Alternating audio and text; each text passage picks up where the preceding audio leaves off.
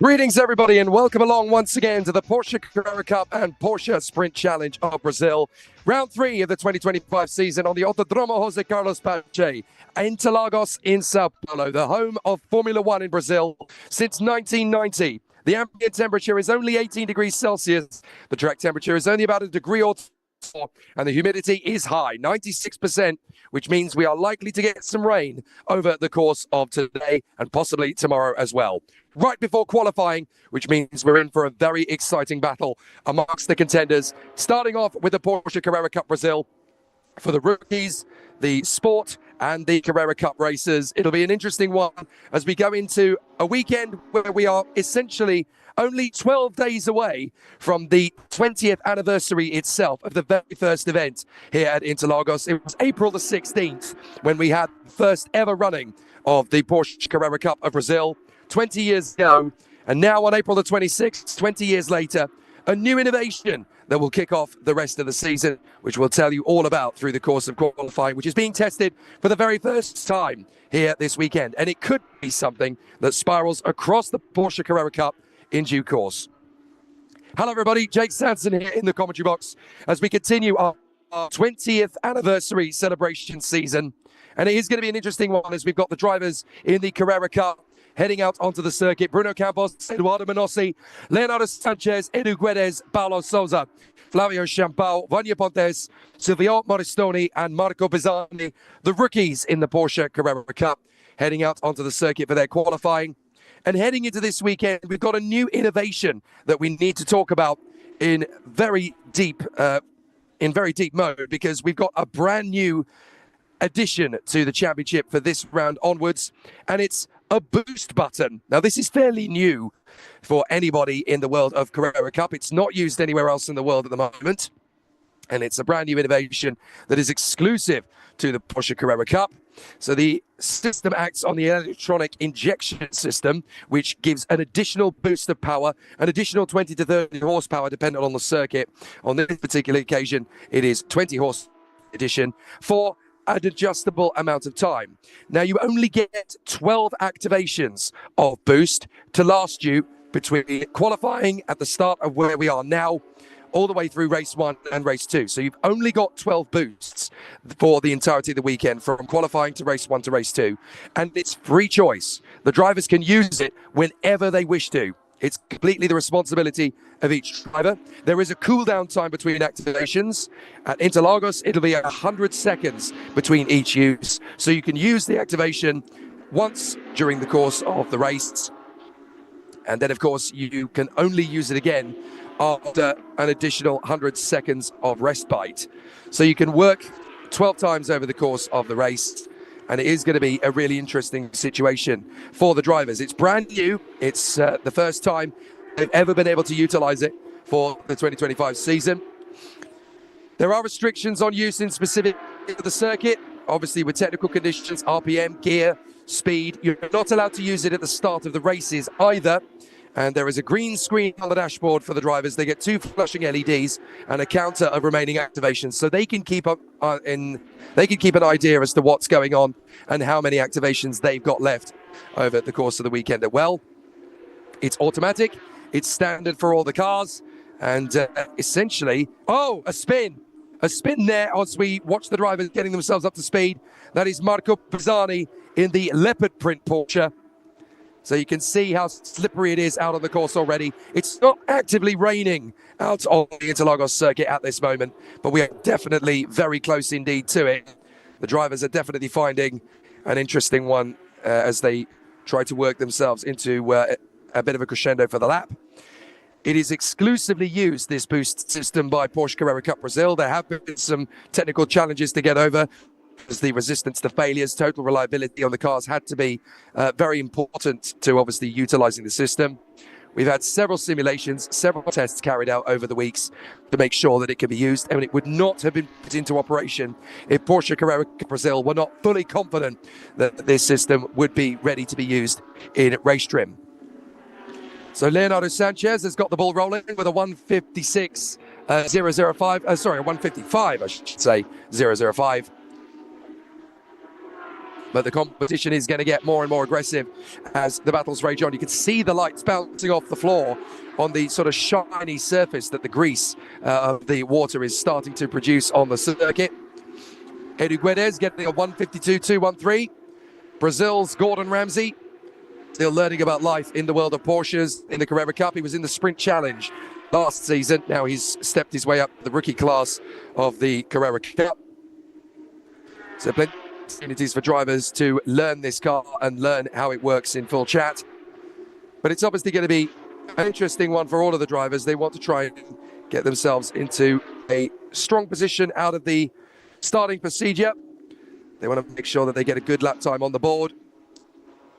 And the organisers have actually brought the qualifying forward by 1 hour in the schedule in anticipation of what they think is going to be a really big rain shower that will hit the circuit about 10 o'clock in the morning local time here. So they wanted to make sure they avoided that as much as possible. Silvio Monastoni banked in a 1:48.879. Over the line now comes the number 99 of Vanyo Pontes to start a qualifying lap. They only get 10 minutes each for each session, of course, to try and get themselves into position. And at the end of the qualifying session, it is the top 12 drivers, the top 10 drivers, I should say, that go through to the final qualifying shootout for pole position. And that could come from any class. The drivers can come from rookie, from sport, or from Carrera Cup. So as long as you can get a fast lap time on the board, you're in the top 10 by the end of the 3 rotations of sessions, you will go through. And in conditions like this, the rookie drivers do have a better chance of getting themselves into the top 10. Beautiful livery of Porsche this weekend for the number 85. That is Eduardo Minossi, who's actually running a very special 20th anniversary Porsche livery for this weekend. One of the other things I love about this championship, you do get some very special one-off liveries over the course of the season. But in deference to the C6 Bank, the signature sponsor and title partner of Porsche Carrera Cup, as Eduardo Minossi nearly gets the back end stacked out on the run to the Senna S. He's running a 20th anniversary edition colour scheme to celebrate the first weekend of the Porsche Carrera Cup Brasil, which was 10 years ago to 10 days past, 16th of April 2005. It is, of course, the 26th of April 2025 now. So a lot of racing has come before us. And I can tell you that Eduardo Minossi is actually on the boost activation at the moment. And that's the first of his 12 activations that he can use over the course of the weekend. It's totally up to the driver when they choose to do so. But obviously they have to try and be strategic as to when they're going to do so. Once you've made an activation, you're not allowed to make another one for a 100-second respite pause. So significant and very important to make sure the drivers are using the strategy to the best of their ability. They're allowed to do whatever they want. There's a spin there for Silvio Monastoni, having just done a 1:47.229. So Silvio Monastoni having a bit of a moment. Let's see what happened. So down in the 2 left-handers at the bottom of the back straight. Easily done. The back end overtakes the front. Very easily done, unfortunately, on this circuit. But on this occasion, Silvio Monastoni is able to get away with his spin in the Descida del Lago and is able to continue. Now there is the man trying to take the pole position away, Eduardo Minossi. Very successful start to the season for car number 86 as he works his way out of the Subida dos Porsches and along the Arquibacadas to finish off the lap. And this is going to need to be a really strong time across the line for Eduardo Minossi, but it's a 1:47.466. Not good enough to go off the top spot. But Leonardo Sanchez bits in a 1:49.756. Not an improvement on the last lap, though. That last lap was a 1:50.2. So as they work their way through the Senna S and then out through the Curva del Sol, you get a selection of rivers running through this third corner when the rain really gets heavy. At the moment, it's just drizzling and a leftover from the rain earlier on, but there is expected to be a very heavy rain shower over the circuit. So it's important to make sure that the drivers get the things while the track is good enough for conditions.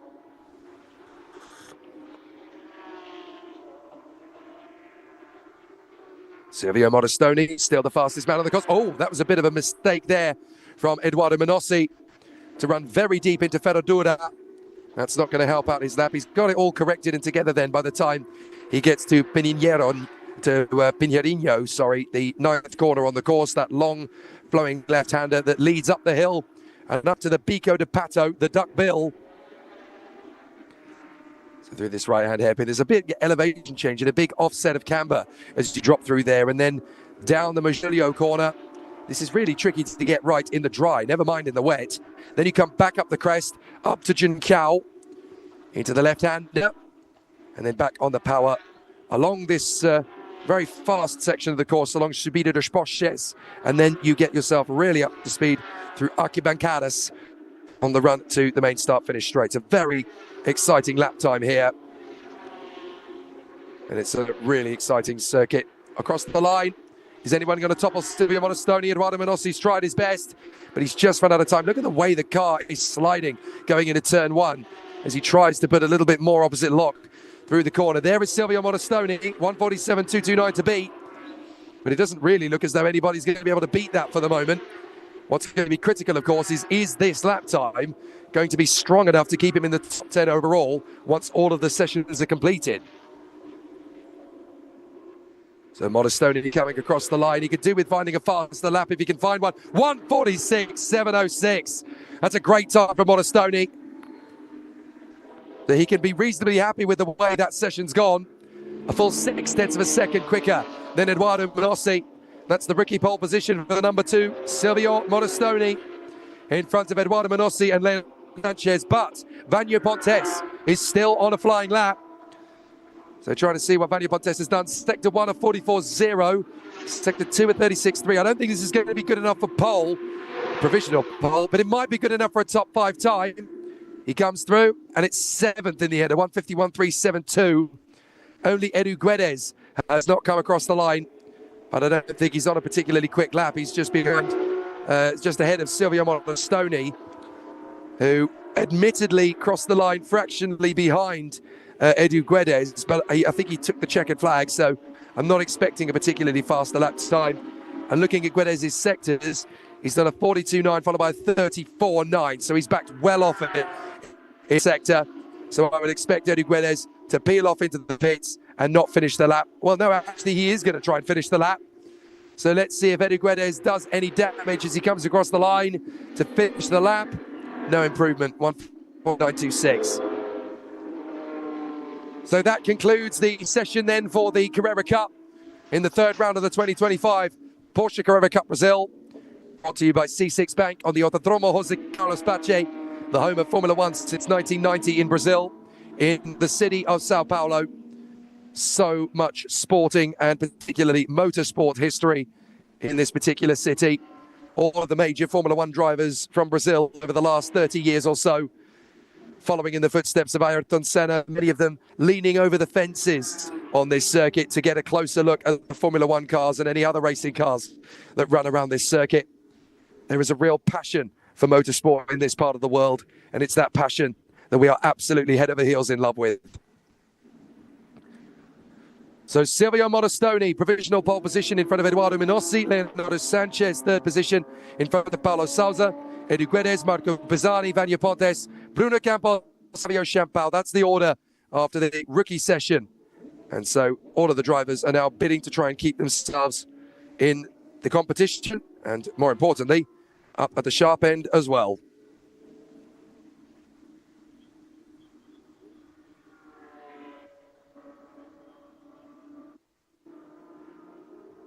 So now the drivers get themselves out of the car, and Eduardo Menossi is absolutely gutted to lose the pole position to this man, I'm sure. Silvio Monastoni pulled out the goods by 0.6 of a second. That's a big margin. And so Silvio Monastoni can celebrate with his crew. Excellent work. The number 2 is the top rookie here this weekend in qualifying. What a great way to start the day for Silvio Monastoni in the Capricornio car. And look at that, he's even picked up our race presenter, Chris Diaz. That's fantastic. Great scenes here at Interlagos. Chris Diaz wanted to pick up a conversation with him after the pole position, in Portuguese, of course, for the Brazilian television stations, and actually picks up Chris Diaz and lifts her over his shoulders. Oh, I love the family atmosphere in this paddock. That's a wonderful, wonderful sight. And Silvio Monastoni, it'll mean a lot to him to get pole position, with this being the celebratory 20th anniversary weekend. being at Interlagos, the home of Formula One in Brazil, and the starting point for this championship 20 years and 10 days ago.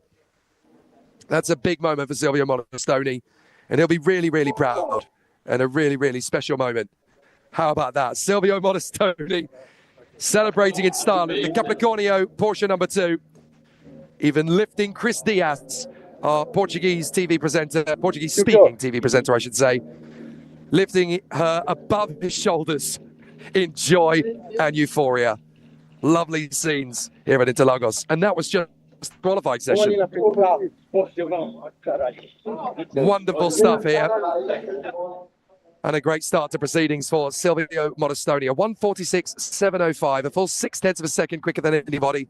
Now it's time to get the rest of the cars out on the circuit from the sport category. So these drivers trying to get themselves into the top 10. Whatever happens, Silvio Monastoni gets the rookie pole. But will his time be good enough to stay in the top 10? With a 0.6 of a second advantage over Manossi and Sanchez, it might just be possible.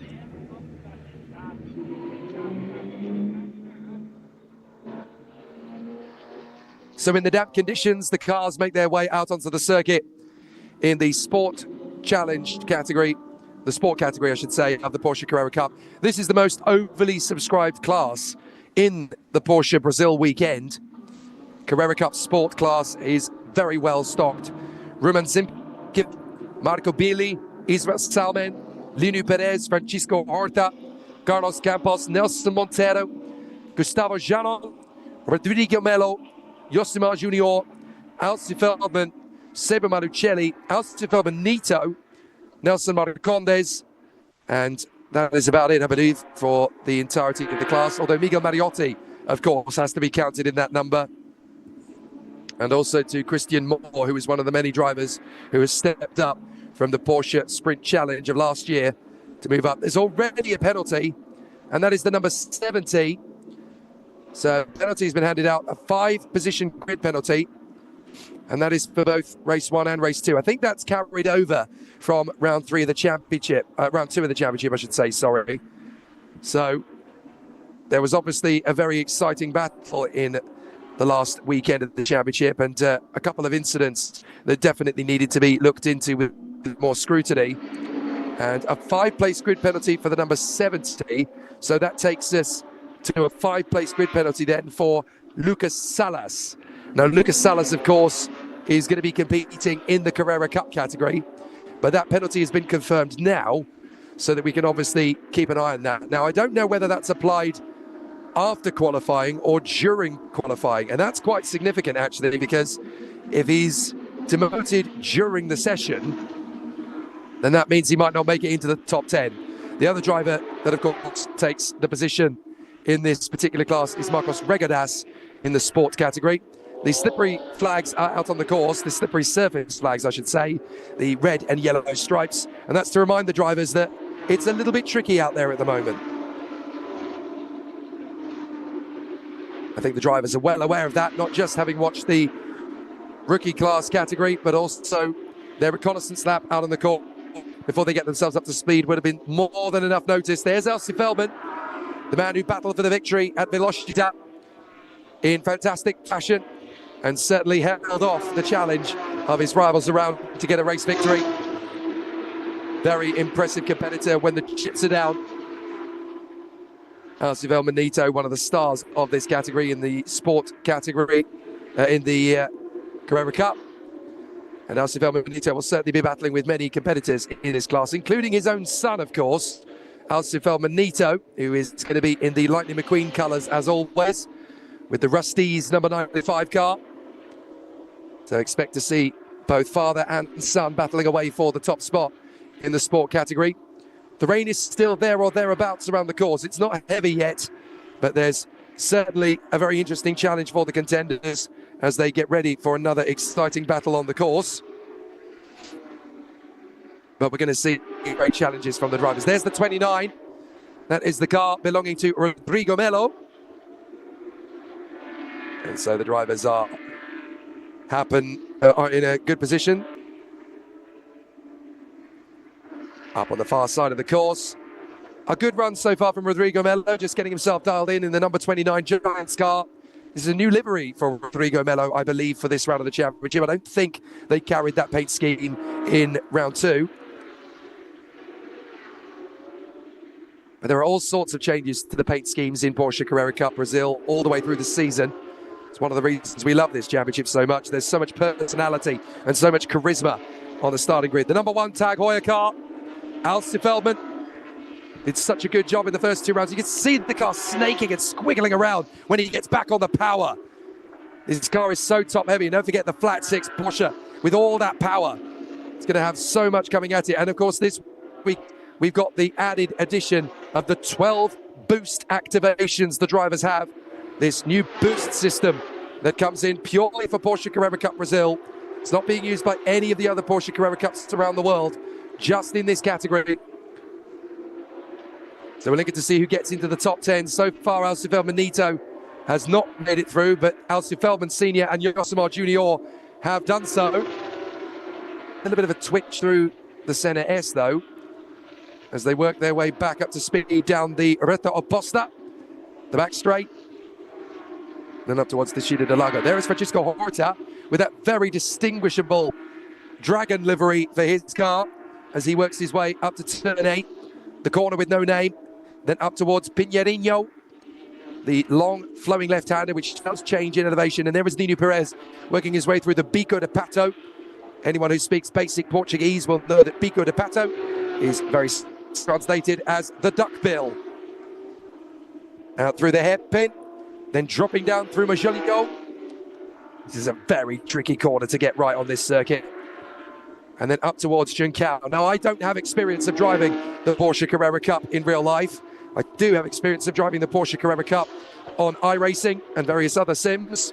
So that's how I prepare for a race weekend in the commentary box to get an understanding of these cars. And with a little bit of drizzle, these cars are lethal in terms of the back end wanting to overtake the front. The balance on the throttle, it can be very top heavy. And Francisco Horta crosses the line. It's good enough for 3rd so far. 148.064 for him. There's the Infinox car, the number 17. That's the car currently being driven, of course, by Marcos Regadas. Another new livery for 2025. After the first 2 weekends, a lot of the drivers would have got their final sponsorship wrapped up after the first 2 weekends in Velocita. And of course, for this weekend, there will be some special new liveries and special tribute liveries, because this is the weekend that marks the 20-year anniversary of the Porsche Carrera Cup. Oh, and off goes the 29. Well, that's a big moment for Rodrigo Melo. Rodrigo Melo in the Giants Porsche. Let's see what happened. Oh, that's at turn 1. Oh, this is going to be nasty. Well, he did a good job there, actually, that's damage limitation for Rodrigo Melo. That's only cosmetic by the look of it. He might be able to get that going again and could rejoin it. It doesn't look like he's had a lot of damage to the car. It's only a little bit on the left rear quarter. And I don't think there's any major damage to the spoiler. He did a very good job there. As soon as he felt the car was going, you could see that he was wrestling with the car a little bit, but he got himself into a steady position. That should be okay to keep the session as well if he doesn't get going, because he's well off the line. So he should be okay there. And that's another off the road. Goodness me, they're dropping off all the time. That's Miguel Mariotti. So Miguel Mariotti in the Grand 7 machine. He gets going again after dropping it through to Chita del Lago. Now, it'll be interesting to see what happened there, because that's on the back of the Reta Oposta. And that is Rodrigo Melo having got going again. And he's got damage to the rim. So damage to the rim of the tyre there. So if I were him, I would just park the car at the marshal post. He won't want to, of course, because he'll want to keep his session going. There's the 51 machine. This is another new livery this weekend. The last link colours look very good for Israel Salmen, the rookie champion from last year.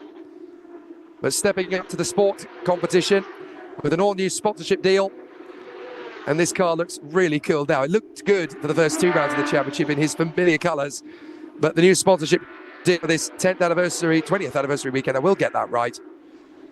But the car looks absolutely gorgeous in its white and pink livery. And up to the top goes Francisco Horta. Now we're getting the lap times down. A 1:45.312 for Francisco Horta. Ahead of Elsie Feldman. Marcos Regadas is third in front of Yosemar Jr. Nelson Marcondes in P5 and Elsie Manito in P6. Silvio Modestoni still in the top 10 for the moment. Ahead of Linu Perez, Roman Zivkovic and Gustavo Janon. They're the 10 that are in the top 10 at the moment. So Eduardo Menossi has been pushed out. So there's only one rookie driver left in the top 10 for the moment. But of course, we haven't even started with the Carrera Cup drivers. Marcos Regadas comes through and he's just on top. 1:43.379. That is 2 seconds quicker than Francisco Horta's best time. But he drifts off the road on the exit of the Curva de Sol and down the Reta Oposta. Marcos Regadas with a time 1.9 seconds quicker than anybody. That's confidence. On a circuit like this, in these conditions, when it's greasy, when it's a little bit slidey, when you're trying to find the best out of the car, the good lap times will only come with confidence. Oh my goodness! Big shot in turn one, and that is game over for the 83. That is Marco Billy. So Marco Billy has completely destroyed the front end of the car, and that's going to be a red flag, I'm sure. So Marco Billy, how has he done it? Oh, he's got it deep. Oh my goodness, that's a cruncher. And that is more than cosmetic. That will go down to the shell on the right front of the car as the red flag comes out indeed. And there's not going to be enough time to get another lap in. So one of two things is going to happen here. The session is going to be declared as it is, and then they'll just clean up the remains of Marco Billy's, or they will add time on to get more laps in. But looking at where we are with a minute and a half to go, looking at the pace of the cars, Francisco Horta had just done a lap in 1:43.75. I've got a feeling that they're going to red flag it and they won't restart it. I don't know that for sure, but I've just got a sense that where we are with the session, the way the track is evolving, or not evolving as it were, I've got a feeling they'll just decide, you know what, let's call it.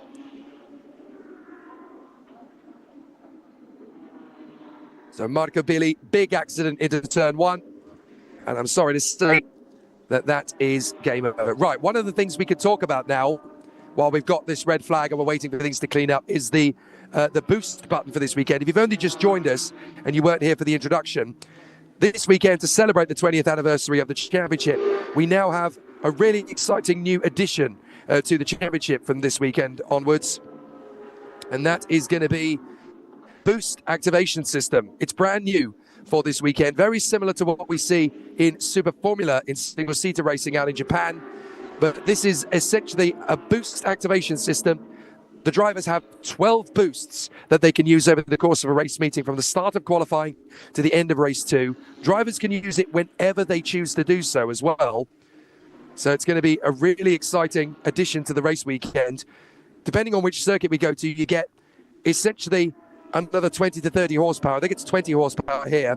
And the boost activation is 25 seconds of additional boost. And of course, it's going to be an interesting one. Well, Chris Diaz has decided to go in and have a word with our pole sitter provisionally, Marcos Regadas. This time, Marcos has stayed in the car rather than what we saw from Silvio Modestoni a short while ago, picking her up and celebrating with her over his shoulder in a fireman's lift. Back to the boost activation.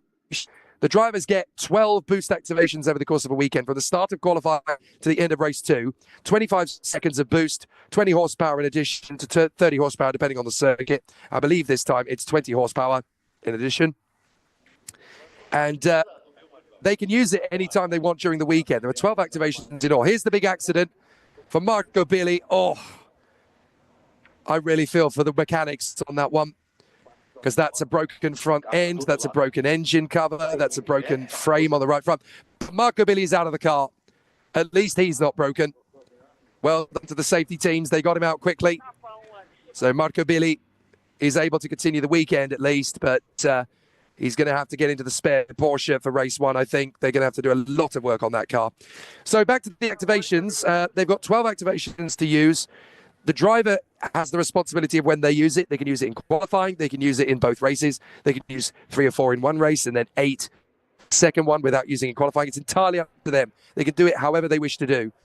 There is a cooldown between the activations, similar to the world of Super Formula in Japan. The lockout is 100 seconds, which means you can't use them on consecutive laps. So he really does have to be tactical when you use them. The driver gets a green screen on the dashboard with 2 flashing LEDs, and then there's a counter on their dashboard as well to show the remaining activations that they've got. They do not know how many activations the other drivers have got. They don't have privy to that information. We do here in the commentary box. So I can tell you exactly who has and who hasn't used their boost activations so far. So it's going to be an interesting one to see who has and who hasn't at this point. I can tell you so far that Alcy Feldman has used one of his boost activations so far. So is Francisco Horta, Gustavo Janon, Isabel Salmon, Marcos Regadas, and Nelson Marcondes. They are the only drivers I've got on my front of me that tell me they have used the boost activation system. So they are obviously the drivers who chose to do so. I didn't actually keep an eye on which of the rookies chose to use theirs. Now, this is interesting. We've got the rest of the sport category drivers forming up at the end of the pit lane. So maybe they are going to get an additional minute or 2 added on so that they can start another flying lap. That will be interesting because I'm not sure how much of a benefit that's going to give them with the tyres that they've used already. Maybe they'll feel a little bit more confident with the rubber that's gone down on the road. They might just be able to find another push lap. But for some of the drivers, if they're going to want to do that, they're going to need to use their boost activation in order to get the benefit from the car on the straight line. So it's going to be interesting to see how it continues. And I am told that the session is going to conclude. So they've decided to take the situation that the red flag is going to finish off. So the drivers were waiting at the end of the pit lane to get confirmation, not restart the session. So Marcos Regadas is going to be secure in the sport pole position. And as you can see, he's perfectly delighted about that decision. So at the Accelerator Racing team, the number 17 crew, Marcos Regadas secures pole position in the sport category. So all these drivers lining up at the end of the pit lane, they're just going to get the memo that they're not going to get to go out again. So quite a few of them will be frustrated, I'm sure. But at the same time, when you've only got a minute and a half, if we had a perfectly clear day of weather, I probably would have said, well, maybe bolt a couple of minutes and send them on their way for another try. But with this impending storm that's going to hit the circuit about 10 o'clock local time, they don't want to leave anything to chance. And that's why they brought the session forward by an hour this morning already. So there's a very happy Marcos Regadas. Pole position. It's mine, baby. 2 right. And he managed to produce a really good lap time. 1:43.379.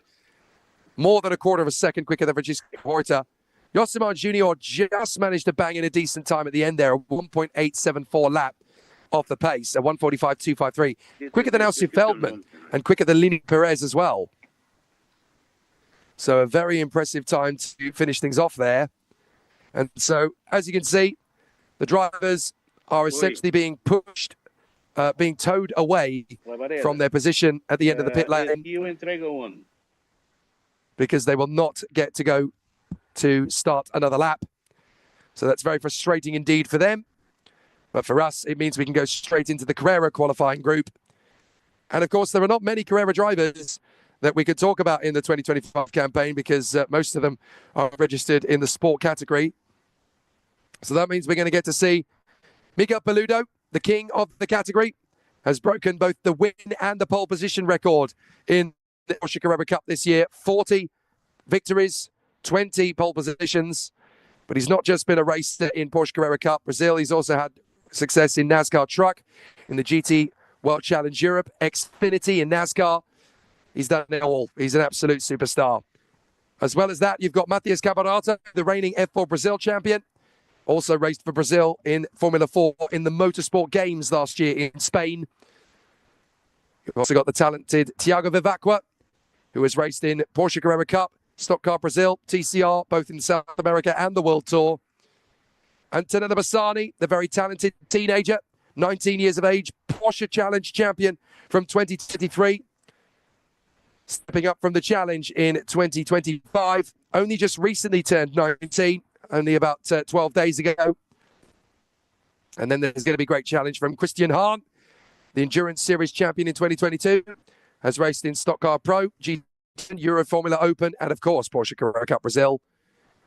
Lucas Salas, who comes into this weekend, he has the most Carrera Sport wins ever, 12 in total, has raced in TCR and the Fun Cup 25 hours in the past, but he carries a 5-place grid penalty into both race 1 and race 2, based on what happened at Velocita a few weeks ago. He incurred a penalty. Marcel Müller, the reigning champion, 8th season in Porsche Carrera Cup Brazil, had a real problem at Velocita in both the first and second race weekends, was leading in both sessions, and ended up in race 1 with a puncture twice in consecutive race weekends. How is it possible that lightning could strike twice in such an unfortunate manner for anybody? Never mind for Marcel Müller. But now he's going to try his best to fight his way back in the Drivers' Championship. And of course, also in the Carrera category, we've also got the very talented competitors in the field. I think that's all she wrote, actually. I think we've only got 6 for this continuation of the category. 7, sorry. So, yes, 7 drivers. That means that Marcos Vegadas, Francisco Horta, and Yosimar Jr. are guaranteed to go through to the top 10 shootout, because with only 7 drivers in the fray in the Carrera Cup, there's only going to be 7 spaces that they will try to go for, which means that 3 are already afforded to the top 3 drivers from Sport: Marcos Vegadas, Francisco Horta, and Yosimar Jr. But we've seen several times in Porsche Carrera Cup Brazil that the top drivers in Carrera are not always able to overturn the lap times of the Sport contenders. So this could be very entertaining going into the weekend. We'll see who's got the best of it. Look at the wobble and the twitch there from Marcos Vegadas. Really not finding it easy to get up to speed. So it could be a very entertaining run as the drivers make their fortune around this Interlagos circuit. There could be a lot more to do and a lot more to say. But it will be very entertaining to see who comes through and gets the fastest provisional time. A mere formality to get their way through, but it's not a guarantee that all 7 drivers in Carrera Cup will get their way through. We know that for a fact we're going to see the top 3 drivers from Sport get their way through. That is Marcos Vegadas, Francisco Horta, and Yosimar Jr., the man who used to carry the colour scheme of Ayrton Senna's helmet colours on his Porsche last year. That was in reference to marking 30 years since the late great Brazilian left his legacy behind at Imola in May 1994 in Formula 1. And his amazing talent, his amazing legacy has never been extinguished in Brazilian motorsport. Everyone in this country recognises Ayrton Senna as the greatest. Legacy is forever immortal, even in the Porsche Carrera Cup, with whom Ayrton Senna did not have a massive link to. But certainly Porsche as a brand, I'm fairly sure he did own a Porsche at various points in his career. So there is always a link, but then there's a link to any form of Brazilian motorsport, no matter what discipline it is. So there's the championship standings coming into this weekend. Miguel Paludo has an 18-point lead over Christian Hahn, with Matthias Caparato in his rookie season in 3rd in the points. Alci Feldman is 4th. Seba Malucelli, incredibly, is in 5th position from the rookie stable. Great to see him doing such a good job. Then Thiago Vivacqua in P6, ahead of Yosimar Jr., Miguel Magniotti, Lucas Salas, and Lineu Perez. But incredibly, in the top 10, no sign whatsoever of Marcel Müller, who led race 1 in both round 1 and round 2, but got a puncture in both races. He stormed his way back from the back of the grid to the top 10 in both round 1 and round 2's second race. But that's a lot of points lost already for Marcel Müller. The rest of this season is playing catch-up to Miguel Paludo, who will be wanting to claim yet another championship title. There is Matthias Caparato trundling down pit lane. So that means that the Carrera drivers will now get out onto the circuit and put on a decent show. There coming towards us is Miguel Paludo, the championship leader. 91 points scored after 4 races and 2 rounds. And this is a big opportunity for him in the anniversary weekend to continue to extend that lead. He is already the most successful driver in the history of Porsche Carrera Cup Brazil. 40 race victories, 20 pole positions. Nobody has as successful a career as Miguel Paludo. But there's more to do and more to discuss. And there's certainly a lot more to show out on the circuit.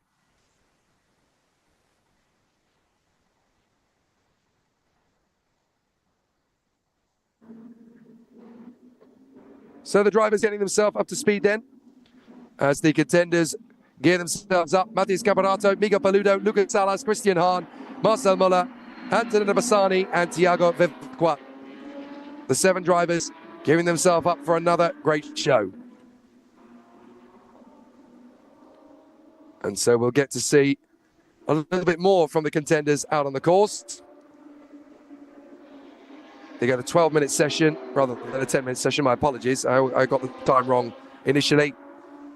But now it's up to find out who is going to get through. Now, there's going to be a 5-place grid penalty for Lucas Salas, no matter what happens in these sessions, because those penalties are carried over from the last round of the championship at Velocita.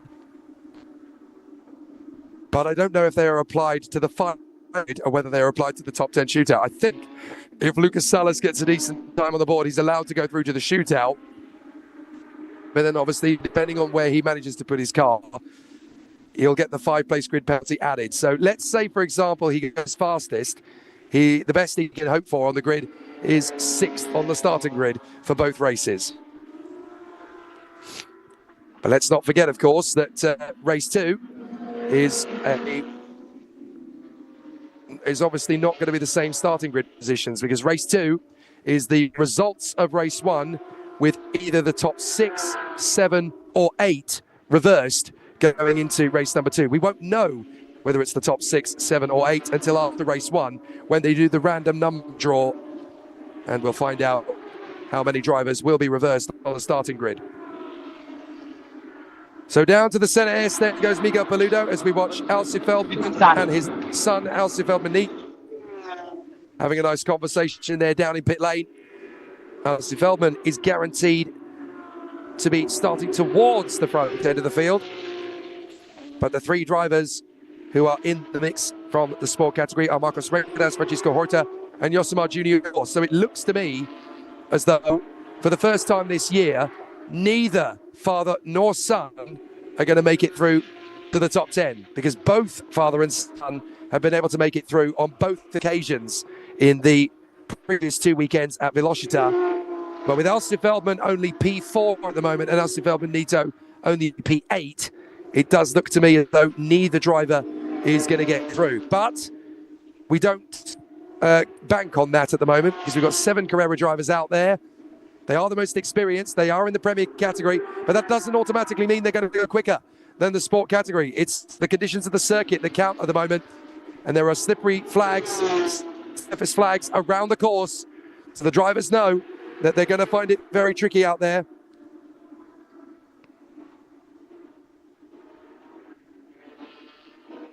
So it's going to be an interesting scenario for the contenders, as the drivers are going to put on a good show through the center S. Very cautious Matheus Camparato through the first S's, as now we watch the wish car, the number 70, Lucas Salas. This is the car that's going to take the 5-place grid penalty. So it will be a very interesting situation for all of the contenders.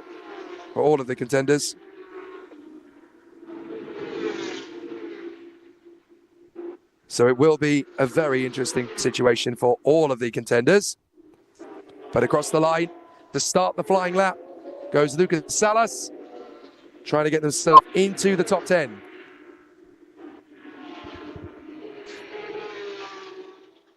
So, still a good situation for all of the drivers out there as they try and dial the car in. There is the 5-4 for Marcel Muller. From this weekend onwards, it really is going to be an exhausting time for all the contenders to try and work their way forward. But for Marcel Muller, even more so, he's got to really push. He's got to see if there's anything he can do about getting some points back. It will not be easy, that's for sure. And he can't afford any more mistakes. He's certainly got to try and work his way further forward. But there's a lot still to do here. A lot of difficult situations to come in this 2025 campaign, and he's already had 2 major DNFs. He can't afford any more, and he's got to hope that there's at least 1 or 2 more coming for his rivals, and that's not an easy thing to wish upon another racer, and certainly no given guarantee. So now we'll get to see how the drivers are preparing and adapting coming into this particular charge forward. So where are we going to see some good performances? Across the line to go top spot. We're waiting to see who will get the run. Here's Miguel Paludo. Surely he'll go to the top spot fairly quickly. Well, it's gone third, a 1:44.768. That's still going to be enough to put him through, of course. So at the moment, it's going to be a really exciting battle for the contenders. And I think we're going to get to see even more exciting competition from the contenders as they go down the back straight, back onto the power. There is Matthias Camperato trying to get himself up into the sharp end. Diego Vavac was gone fourth, and Lucas Sal seventh for the moment. So that guarantees that he'll go through to the top 10 shootout. Don't forget, it's only the top 10 after all three categories have gone and put their lap times down that are guaranteed a place. So they've still got to find the pace around the course. You can see there is a drying line, but obviously we've accelerated the timetable by an hour to try and make sure that we avert the problem of getting through with this rainstorm that's due on the circuit around 10 o'clock, 10:15 or so, because it's going to be quite heavy, we're told. And so we've got Paludo, Vivacqua and Lucas Salas putting their lap times down, good enough to go through. Here's Matthias Camperato. And the F4 Brazil champion from last year goes seventh quickest, 1:45.617. That puts him through. You only need to be in the top 10. Here is Lucas Salas once again. So now we need to see if Christian Hahn, Antonella Bassani and Marcel Muller can put themselves into the top 10. For the record, Marcel Muller is on a 1:53.1, which is good enough for dead last. So he needs to find something on his push lap. Lucas Salas, currently 8th. He can only fall as far as 11th. And now he goes top. There you go, 1:43.262 for Lucas Salas. So now the big lap times are coming. Here's Christian Hahn, currently on a 1:47.8. He needs to find a few more seconds to push Nelson Marcondes out of the mix. He can get 1:46.152, and that will do it. So Christian Hahn over the line, 3 minutes to go in the session. What can he do? Is he going to go into the top 10? Surely he is. He does indeed. Second quickest, 1:43.314. Here's Marcel Muller. The Nelson Marcondes is out.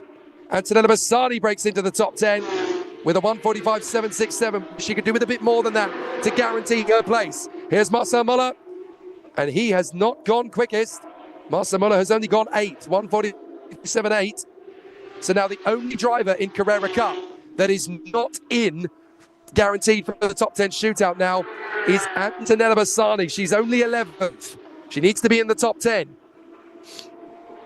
Here's Matthias Camperato. He could do with going quicker than Alcy Feldman to guarantee his place. He only needs to beat his time by 0.2 of a second, and he's done more than that. 1:43.961 for Camperato. So he's gone 6th position. There is Antonella Bassani. She's the last driver from the Carrera Cup class to try and book her place in the top 10, and she's got 2 minutes to do it. Now, Antonella Bassani needs to find another 0.4 of a second better than lap she's done in order to get herself into the top 10. It seems fairly straightforward, but this is still her maiden season in the Carrera Cup.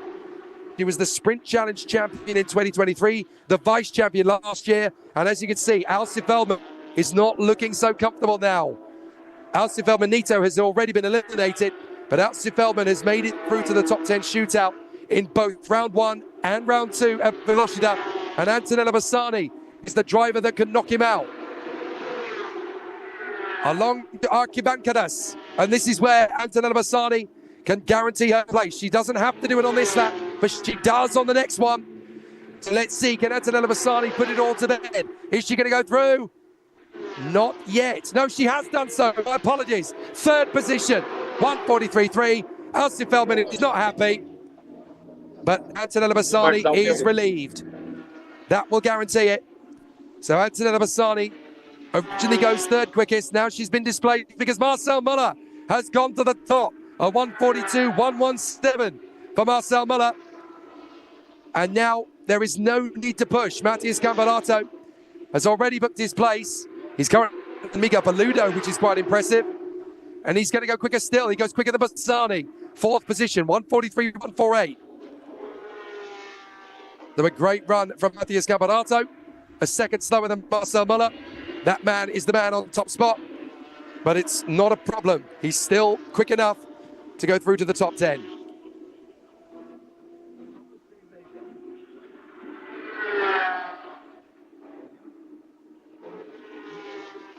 So let's see what kind of a performance we're going to get then from our contenders. An excellent run from Lucas Salas. He'll come through and go second quickest. Lucas Salas on a 1:42.364. It's not quicker on this lap. He does a 1:44.8, so not a big change, not a big difference. But certainly for the time being, it's a really good performance.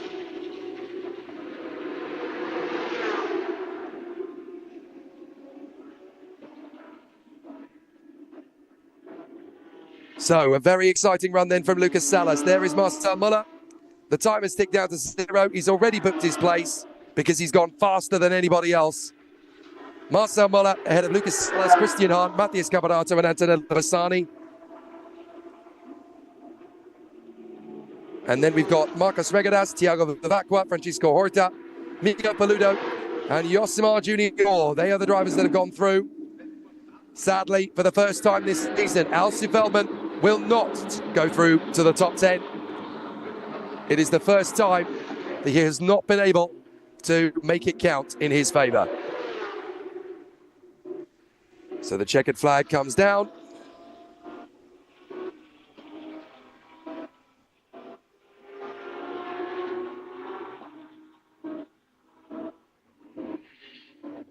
So we will see how it's all progressed.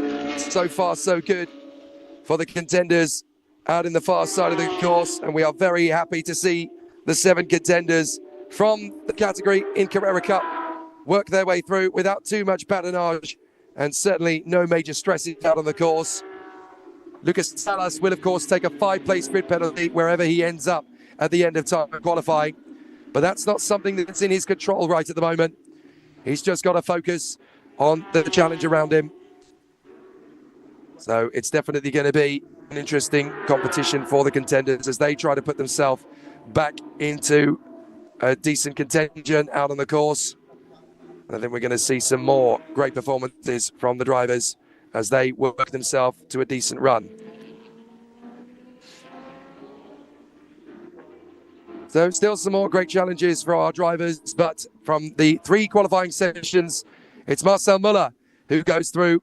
Pole position for him, and he is the top 10 leader. Lucas Salas, Christian Hahn, Matthias Camperato and Antonello Bassani will join him as well. Marcos Regadas, the leader in sport.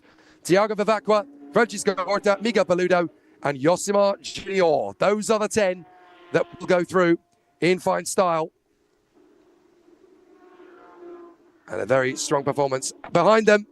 It's been an interesting one for all the contenders, but Alcy Feldman, 11th, Linu Perez from Nelson Marcondes, Gustavo Janon, Alcy Feldmanito from Silvio Modestoni, the leading rookie, Roman Skivic, Nelson Montero, Eduardo Manossi, and Israel Salmen, 20th in the ranking, 21st for Marco Billy, despite his big accident, 22nd, Carlos Campos, and then Leonardo Sanchez from Miguel Mariotti, Paulo Souza, Edu Guedes, Marco Pisani, Rodrigo Melo, Seba Maruccelli, Vanier Pontes, Bruno Campos, Christian Moore, and Flavio Champao.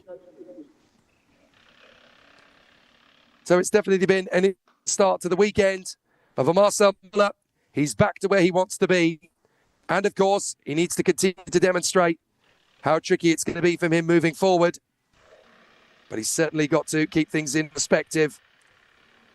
This is going to be a very tricky situation for all the drivers moving into this one. They're getting the new tyres ready. But it will be an exciting one, that's for sure, as we continue to work in close proximity. And now we're going to get to see how the contenders will adapt to the changing situations. It'll be quite an exciting one, I gather, from here on in. But I think we're going to see some exciting tasks now as the drivers who know they're through can focus on the next big challenge. And we'll get to see what happens next out on the course. The drivers have a lot of excitement to come. And we'll the lap times we'll give them. I think we'll get to see some more good challenges for the drivers. But expect the unexpected from this point forward, as we'll see some more great challenges from the contenders. But I think we're going to see a tough challenge for pole position now. Lucas Salas looks pretty quick around here. Marcel Muller obviously has a lot to work on over the course of this week, and he's got a lot on his mind, I'm sure. And he's definitely going to find it pretty tricky out there on the course to try and get the most out of himself and the most out of his machine. It won't be easy, but if anyone's going to make it work, it's going to be Marcel Muller. Miguel Paludo, I noticed, just doing enough to get himself through to the top 10. So he's kept himself back a little bit for this one. There's Thiago Vivaqua's car. And there is Miguel Paludo's. So clearly just doing enough to get himself. Need to panic too much about pole position. Certainly not for the moment, at least. He's got a decent lead in the championship, 18 points clear of everybody else. There's Antonella Bassani's car. She managed to get herself into the top 10 as well. So very exciting stuff so far for the contenders. But we're going to get to see some really good challenges now from the contenders after what has already proved to be a really exciting challenge out on the course. And the drivers are giving us plenty of excitement as we are underway for the Porsche Carrera Cup Brazil time qualifying session. We're now about to get our way to the top 10 shootout. Marcel Muller, Lucas Sala, Christian Hahn, Matthias Camparato, Antonella Bassani, the 19-year-old female racer, already a champion in Porsche Brazil.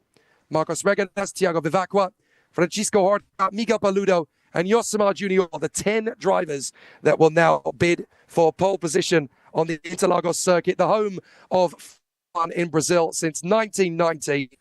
And this qualifying session brought forward by an hour because of the insane rain shower that we are expected to get on the circuit at around about 10:15 in the morning here, local time.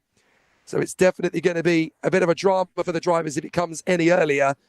But there, the drivers, the 10 that get through, 7 from Carrera and 3 from Sport, they're going to have a very exciting task out on the course. So now we'll get to see who is going to go for the top spot in pole position. Marcel Muller currently looking for that top spot. And he's got a lot to do in the proceedings for this particular pole position run. He's got a lot of points to make up after his punctures in race 1 of both round 1 and round 2 at Velocita.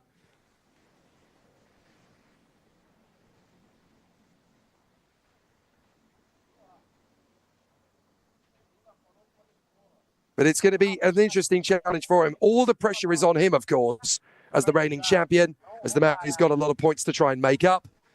But Miguel Paludo, the man who's got an 18-point lead going into this round of the championship, he's got nothing to worry about. He's so chilled and so relaxed coming into this one. An 18-point advantage over the men giving chase.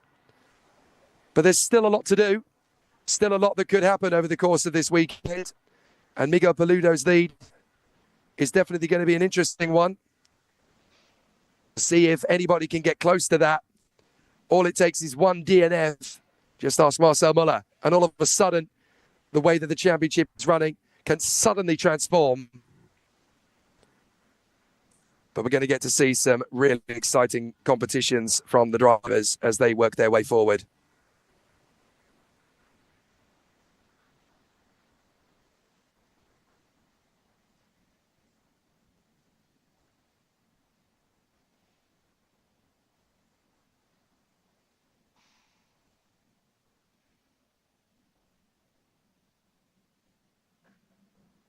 So now the contenders are looking forward to another exciting showcase as we go for the top 10 shootout here in the Carrera Cup.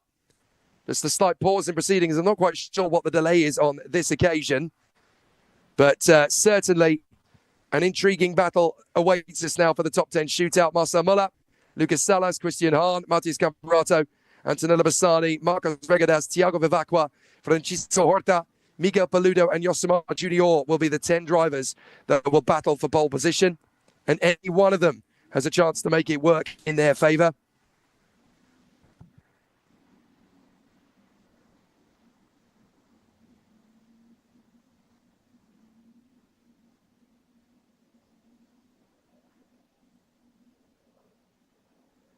So the drivers gearing up, ready for a great battle out on the course. And we are going to see an exciting charge forward then. So now the contenders will gear themselves up at the end of the pit lane. Antonella Bassani just about scraping her way into this one, but she didn't need to pull out all the stops, just enough to get through to the top 10. So there's a good opportunity for the 19-year-old to go for pole position, as there is, of course, for the other Carrera Cup drivers. There's the Galatico Porsche, the number 10 of Thiago Vivacqua.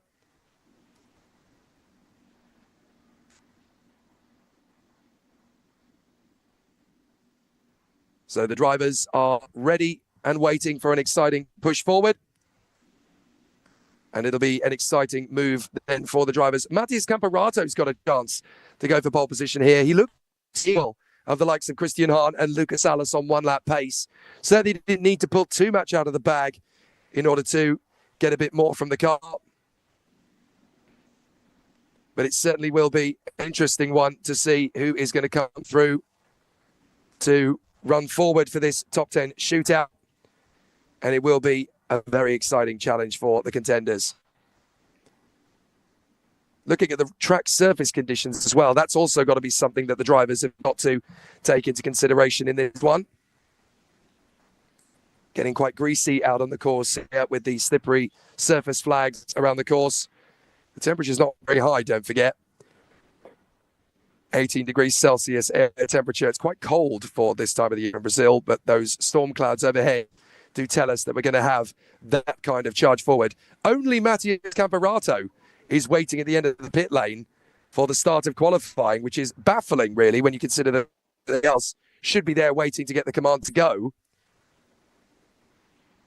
And it's quite a long pause between sessions. I'm not used to there being such a long wait between the two sessions. There must be something that needs to be sorted out on the course here for such a long delay. There wasn't that long a pause between the red flag at the end of the sports category and the run further forward, so to the Carrera Cup. So I'm actually surprised that we're sat here waiting for clarification. But certainly at the moment, it's all looking a little bit congruent.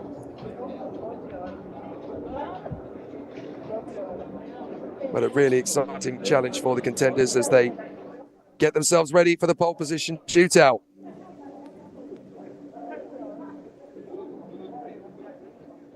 And so our contenders are ready for a little bit more from the showdown. Then we're going to get to see an exciting push for pole position now. Christian Hahn could well be a contender for that pole position shootout. And of course, we won't just have the run here. We'll also get to have the charge for pole position in the sprint challenge later. 2 qualifying sessions back to back. So we've still got a good hour or so of great coverage from the Interlagos circuit here in Brazil, as we are going to get the shootout for pole position between the 10 remaining drivers after the 3 categories of Carrera Cup Brazil. So while we've got that pause, I'd quite like to try and figure out how many boosts have been used across the field. Antonella Bassani didn't use a single one during her session. Christian Hahn used one of them, though, which is interesting. So did Francisco Horta. Lucas Salas and Marcel Muller did not use a boost. Marcos Regadas did. And that's about it, to be honest.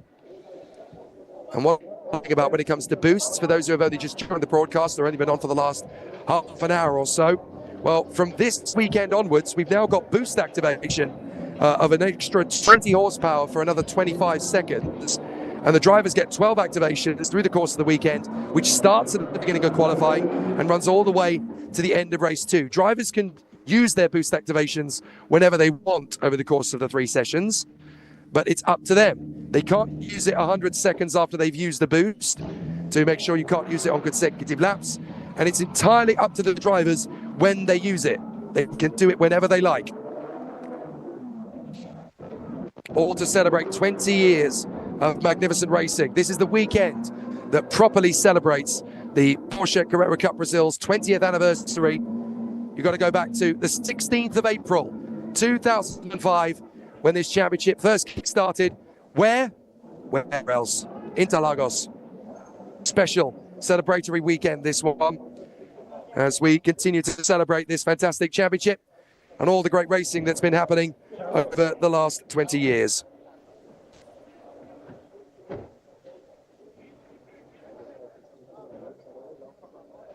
So the contenders are ready for the battle as they line up at the end of the pit lane. We're going to get to see a very intriguing challenge now for the pole position. I think it could be quite close here for pole. Drivers getting ready then for the start. There's the number 17, Marcos Regadas, the leading driver in the sport category, 6th overall after the qualifying session. So it's going to be amazing to see how it all works.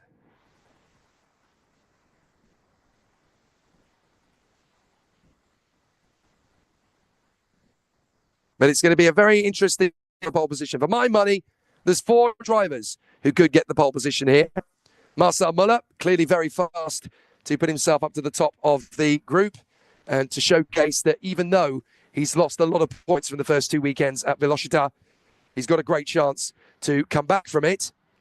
There's also a big chance from Christian Hahn. He looks really racy this weekend at Interlagos, and this is a circuit. He's got a good reputation for picking up a good points haul, and he's fighting far in the championship.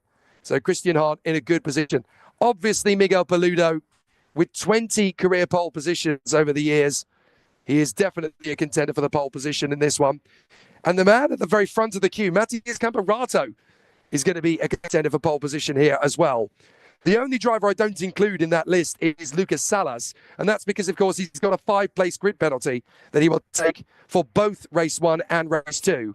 So wherever he finishes race 1, he's got to add 5 places to that result, and that's where he's going to start race 2 from. Also, if he goes quickest of all in this top 10 shootout, the highest he'll start the race from is P6. And those are 5-place grid penalties that he carries from the accident that gave him those penalties at Velocita during round 2. So there's not a lot he can do about that. He's just got to go into the weekend, get the pole position, and then he'll start at the worst case scenario, P6. Of course, it's going to be tricky from there on out. So it'll be very tricky indeed to see how it all measures out.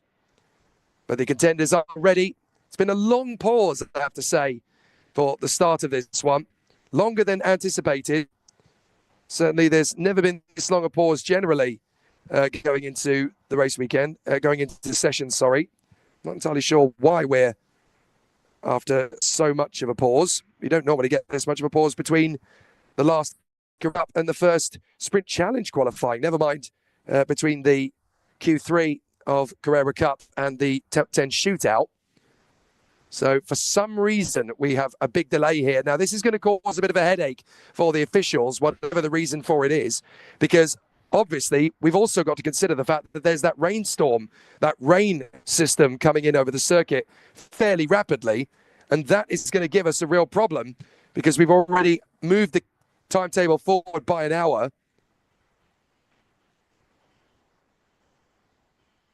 So now they're getting sent out with the green flag.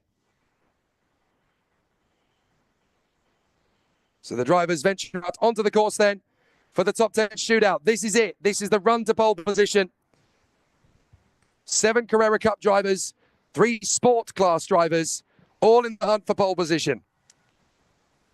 And now we'll get to see what really occurs out on the...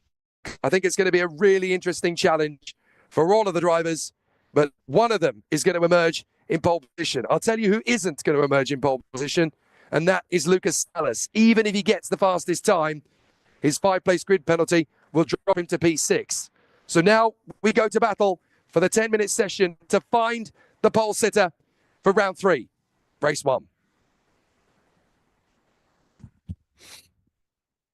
So the 10 drivers warm themselves up. Matías Camperato, Marcel Müller, Joshua Junior, Antonella Bassani, Lucas Salas, Christian Hahn, Francisco Horta, Marcos Regadas, Miguel Paludo, and Thiago Vivacqua, only in the order of when they left the pits. So now it's up to them to try and find the decent fast lap time that will put them into pole position. Currently, they are in the warm-up phase, just starting in the tyres and brakes in order to get them to the ultimate temperature.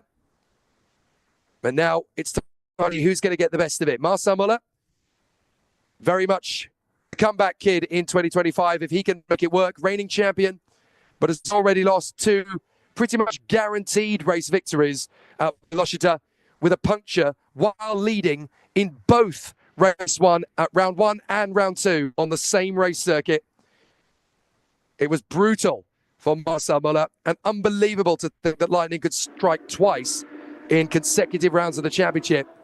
If it happens again here at Interlagos, well, the only thing I can think is that someone's put a curse on him in 2025.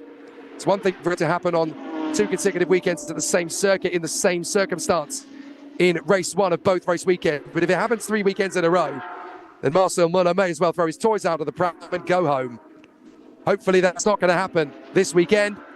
For this man, though, it's wonderful. Miguel Paludo comes into this weekend with an 18-point advantage in the championship. He couldn't really have asked for any better. In the 20th anniversary season, he's going to break all the records. He's already broken the most wins in the championship's history, 40 grand victories in Porsche Carrera Cup. And he's also broken the record for pole positions, 20 in total.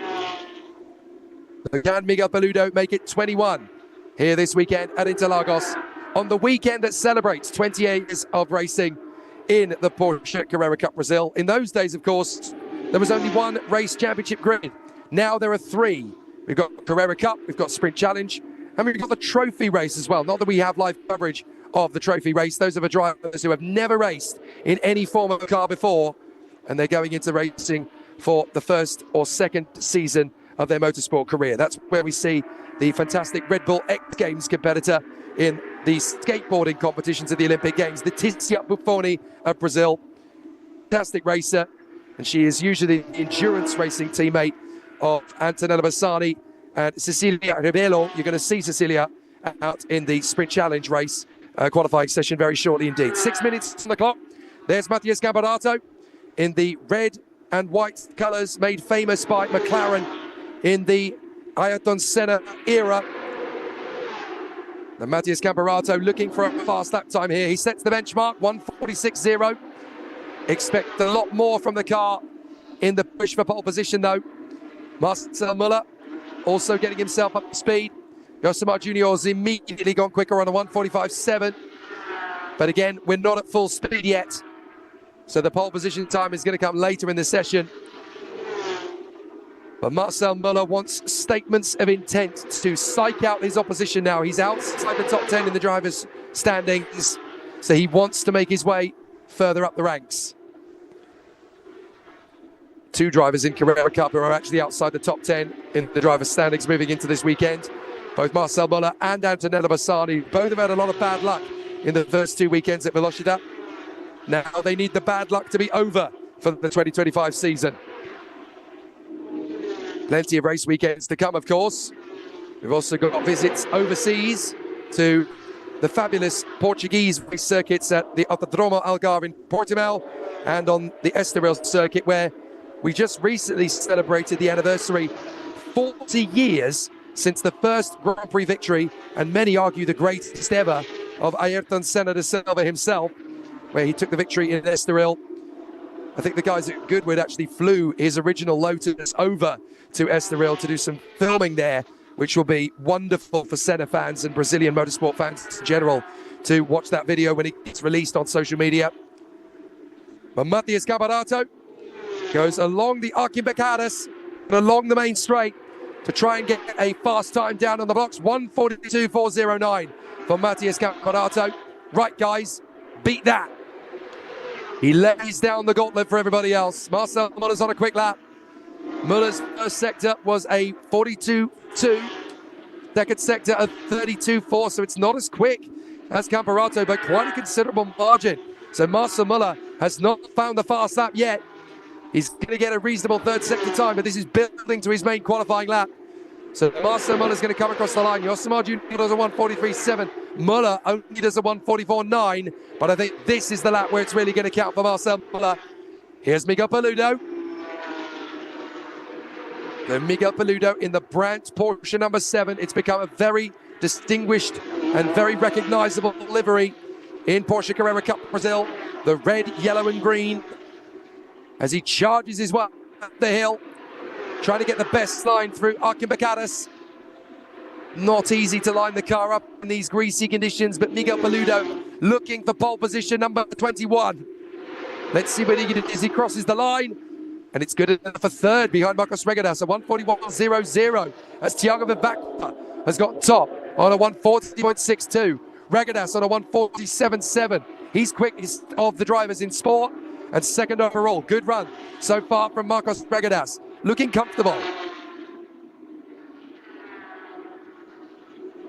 So through Marcos Regadas, continuing to push the car. His sector times were pretty good actually, 39.3. On the first sector this time, he's done a 39.3. That's his personal best. 38.9 for Thiago Vivacqua. Vivacqua looking for another pole position here. He's definitely going strong. So too is Matías Camperato, who goes third quickest. So there is Marcos Regadas trying to find a little bit more pace again. So we get to see a little bit more from these cars as the battle intensifies and continues. The first two rounds of the championship have definitely given us a lot to get excited about. Pole position in the first round of the championship, of course, went the way of the very talented Miguel Paludo to get the new record. Well, Marcel Muller got pole position for the first round of the championship, of course, didn't it? Then for the second round of the championship, he had to produce it all over again. So it's been pole position twice now for Marcel Muller. Can he make it 3 in a row? Marcos Regadas goes top on a 1:39.6. Really pushing it down to the braking zone for the Senna Est and through Curva de Sol. He'll get one final crack at the whip for pole position. Has to run wide to get the dry line. There's Miguel Paludo. What can he do? Third quickest, 1:39.79. Only a tenth of a second or so between the cars as now Marcel Muller is unlocking the pace. He goes 38.8 for the first sector. That's 2/10 of a second slower than Lucas Salas. He's got the purple first sector. Matías Camperato currently P8. Looking for a little bit more from the car. He's the quickest of all in sector 2 though, 30.67. This could be provisional pole for Matías Camperato. Can the F4 Brazil champion go top? No, 5th quickest. So Camperato, 1:40.227. Here's Marcel Muller. Only a few seconds to go. But I get a feeling he'll have one more go at this. 30.7 in the second sector. Nowhere near as quick as he has gone before. 38.6. This could be good enough for the front row, but I don't think it's going to be good enough to beat Regadas. So Marcel Muller comes through, flashing the headlights across the line. What can Marcel Muller do? Is he good enough for pole? It is! Oh my goodness! 1:38.633 for Marcel Muller. A mighty final sector, 29.0 for Marcel Muller. He goes pole for the third weekend in a row. Can he stay there? Lucas Salas is second on a 1:39.0. And Regadas gets it back again. Marcos Regadas, 1:38.494.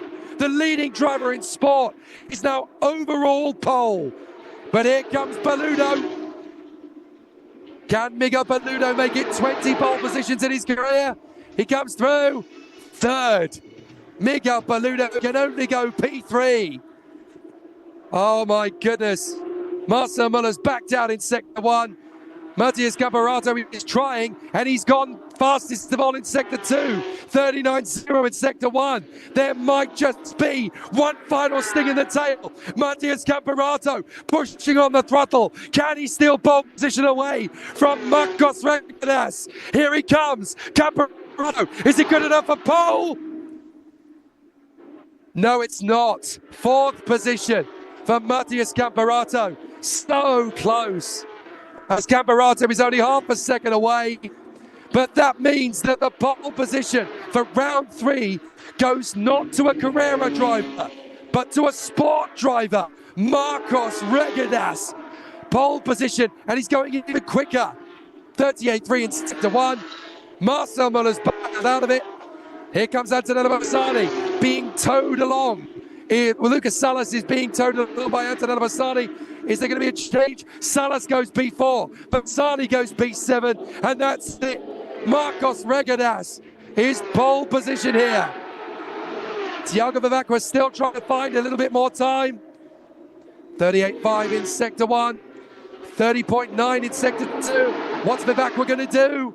Third. He goes quicker than Master. So Tiago Vivacqua goes third quickest, and Marcos Regadas and his number 17 crew can celebrate an unbelievable pole position. He's not just pole in sport, he's pole overall. Magic performance from Marcos Regadas. Absolutely sensational. It's one thing to get a pole position in your class, but when you're a sport driver up against the Carrera Cup racers, to get the pole overall is magical. And it's wonderful for Marcos Regadas.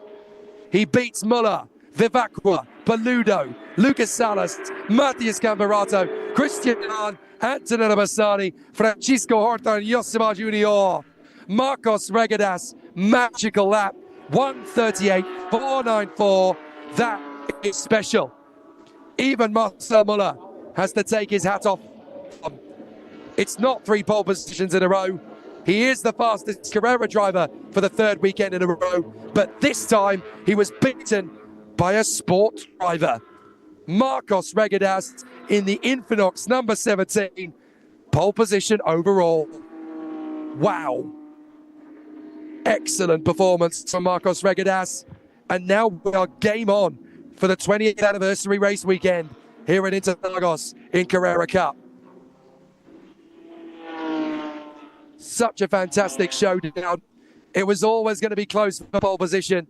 I genuinely thought it was going to be between Muller, Vivacqua, Paludo, and Christian Hahn, with maybe a nod from Matias Camberato. Salas was going to be quick, but now, of course, his lap time, which was good enough for 5th, will demote him to 10th on the grid thanks to the 5-place grid penalty. But Marcos Regadas has a completely different idea about how this weekend is going to go. And it's pole position overall.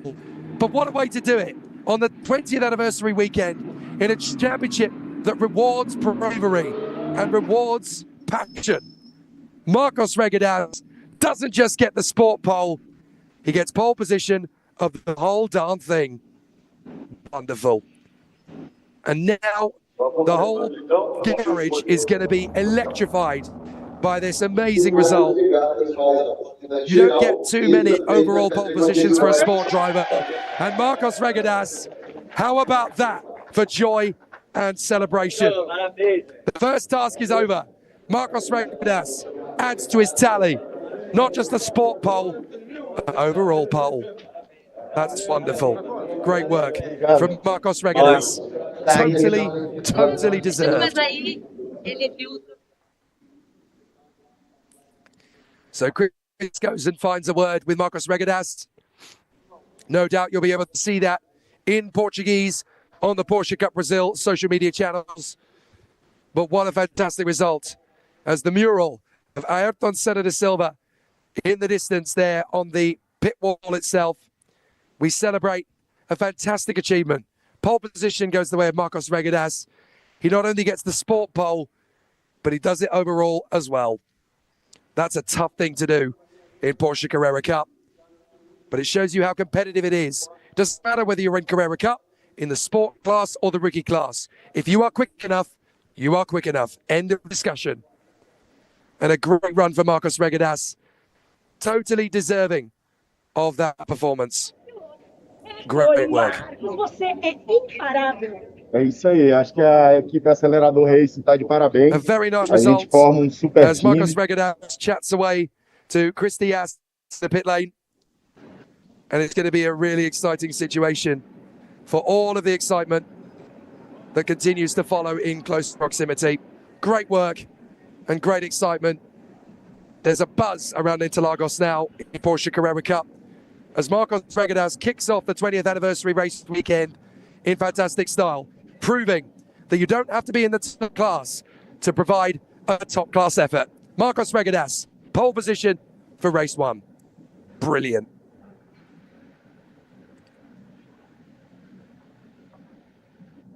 There's more great action to come, of course, because we're going to get to do it all over again for the qualifying session for the Porsche Sprint Challenge, where there's more great drama and more great races to go to battle. 24 of them in total, I do believe, will fight for the pole position across the 3 categories.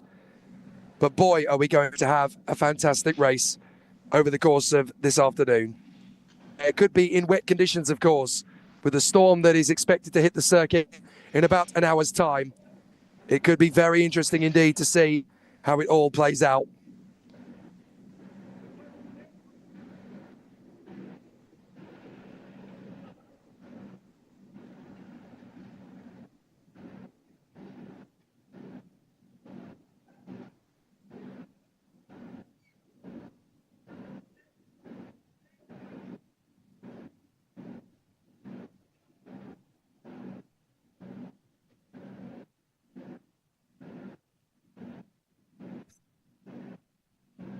So as the Infinox number 17 parades around on our screens once again after the perfect lap. Fastest in Sector 1, not fastest in Sector 2 or 3. Certainly consistent enough and smooth enough to make it work. Fastest in Sector 2 was actually Matthias Camperato, and fastest in Sector 3 was Marla.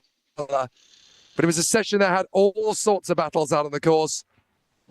And this man needs credit as well. Silvio Modestoni, the fastest rookie class contender. There's only 2 men that we can really take credit for across the categories. When there are 3 classes, the pole position goes the way of the overall, and then the sport pole and the rookie pole. Well, the sport pole is the same as the overall pole this time, Marcos Regadas. The rookie pole, Silvio Modestoni. And look at these scenes down there in pit lane. I wonder if they'll show the replay again of Silvio Modestoni, so overjoyed that he actually picked up Chris Diaz in the pit lane, who was about to interview him. Doesn't look like it on this occasion. So the highlights on your screen. There'll be a short pause in proceedings, and then we'll get ourselves ready for the Porsche Sprint Challenge Brazil qualifying. And it's going to be a race against the weather.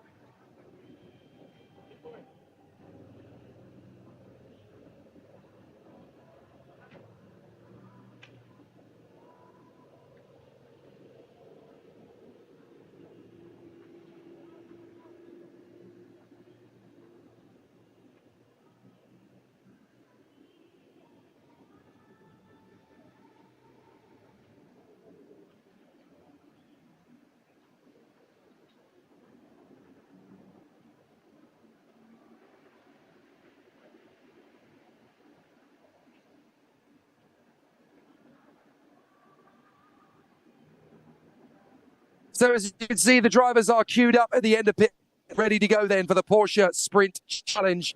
It is an interesting qualifying session amongst these competitors as well. The rookie drivers, the sport drivers, and the Challenge Cup drivers. It'll be a fascinating battle for pole position once again. It's a whole fresh grid gets ourselves ready for another exciting campaign. The rookie drivers will head out first. Daniel Newman, Claudio Reina, Claudio Chimiao, Fernando Aruda, Everton Cardoso, Jose Morenito, as well as Rafa Brocchi, Rafael Bernardes, Ricardo Zilberman, and William Araujo. In no particular order, of course.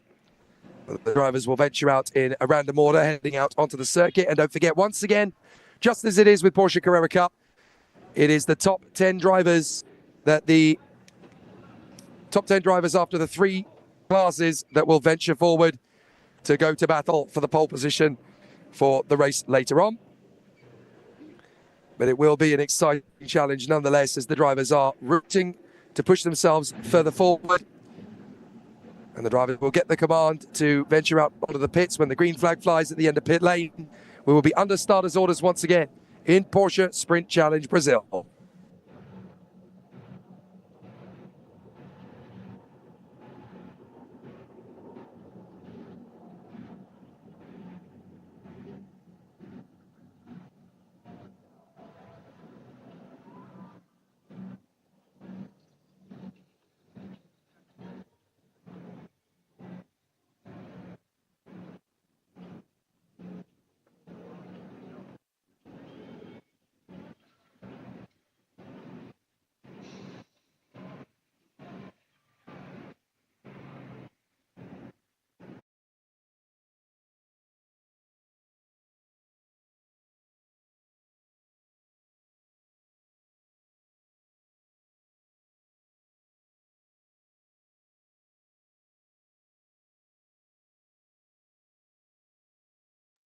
Some great atmospheric shots as the drivers get into and out of their cars on the previous shots. So we saw the likes of Alcy Feldman, his son Alcy Feldman Nito, as well as Antonella Bassani, the 2023 Porsche Sprint Challenge Brazil champion.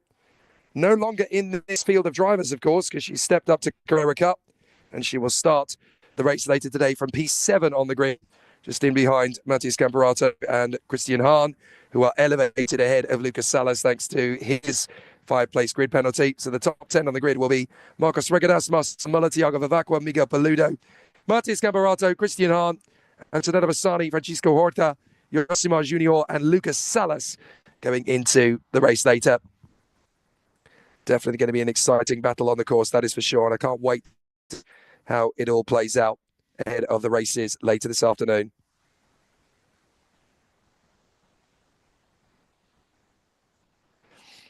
So now the drivers will contest the pole position in the Porsche Sprint Challenge of Brazil. A very closely competitive competition, just as much as it is in Carrera Cup. And the drivers are really getting themselves ready for an exciting showcase out on the course once again. The drivers will not find it easy from the outset, that is for sure. But the greasy conditions are only going to get closer to the downpour if we are waiting and waiting and waiting at the start of this session. So I think we're going to see more uncomfortable faces as drivers are preparing for the start. The more time we wait in pit lane, the more likely that we are going to get into the vanguard of the eye of the storm later on this morning, which was the very reason that the timetable was brought forward by an hour in the first place. So clearly some logistical challenges for the officials and the marshals around the course, which is definitely not what the drivers and the teams and the officials needed coming into this weekend.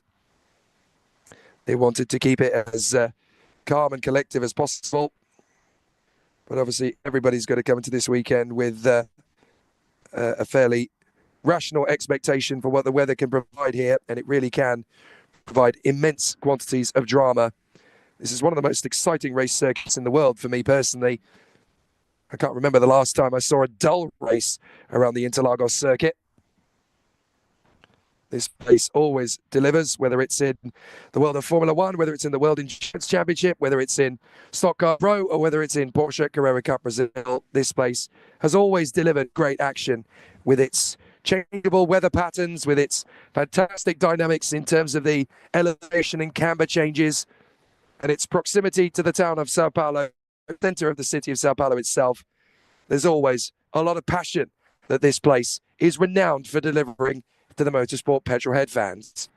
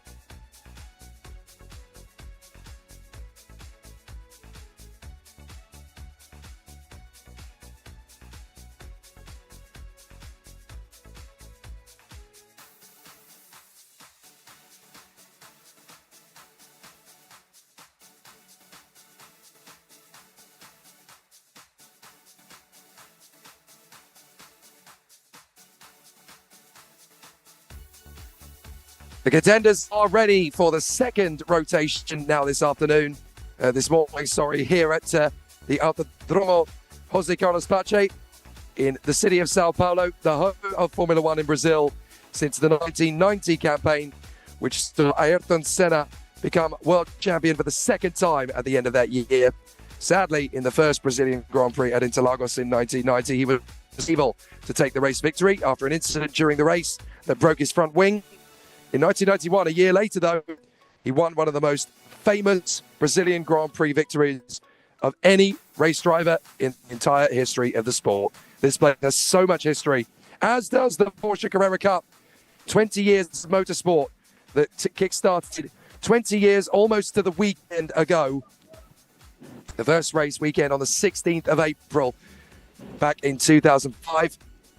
And now for the Porsche Sprint Challenge, the second of the 3 race scripts. It's time to get under starters' orders once again.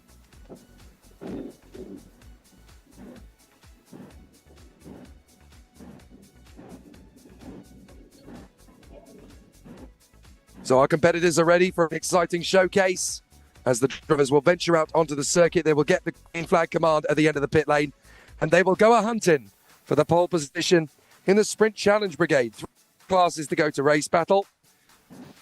And once more, they will venture out onto the circuit again to challenge for the new pole position. Abertura de Box, categoria Challenge.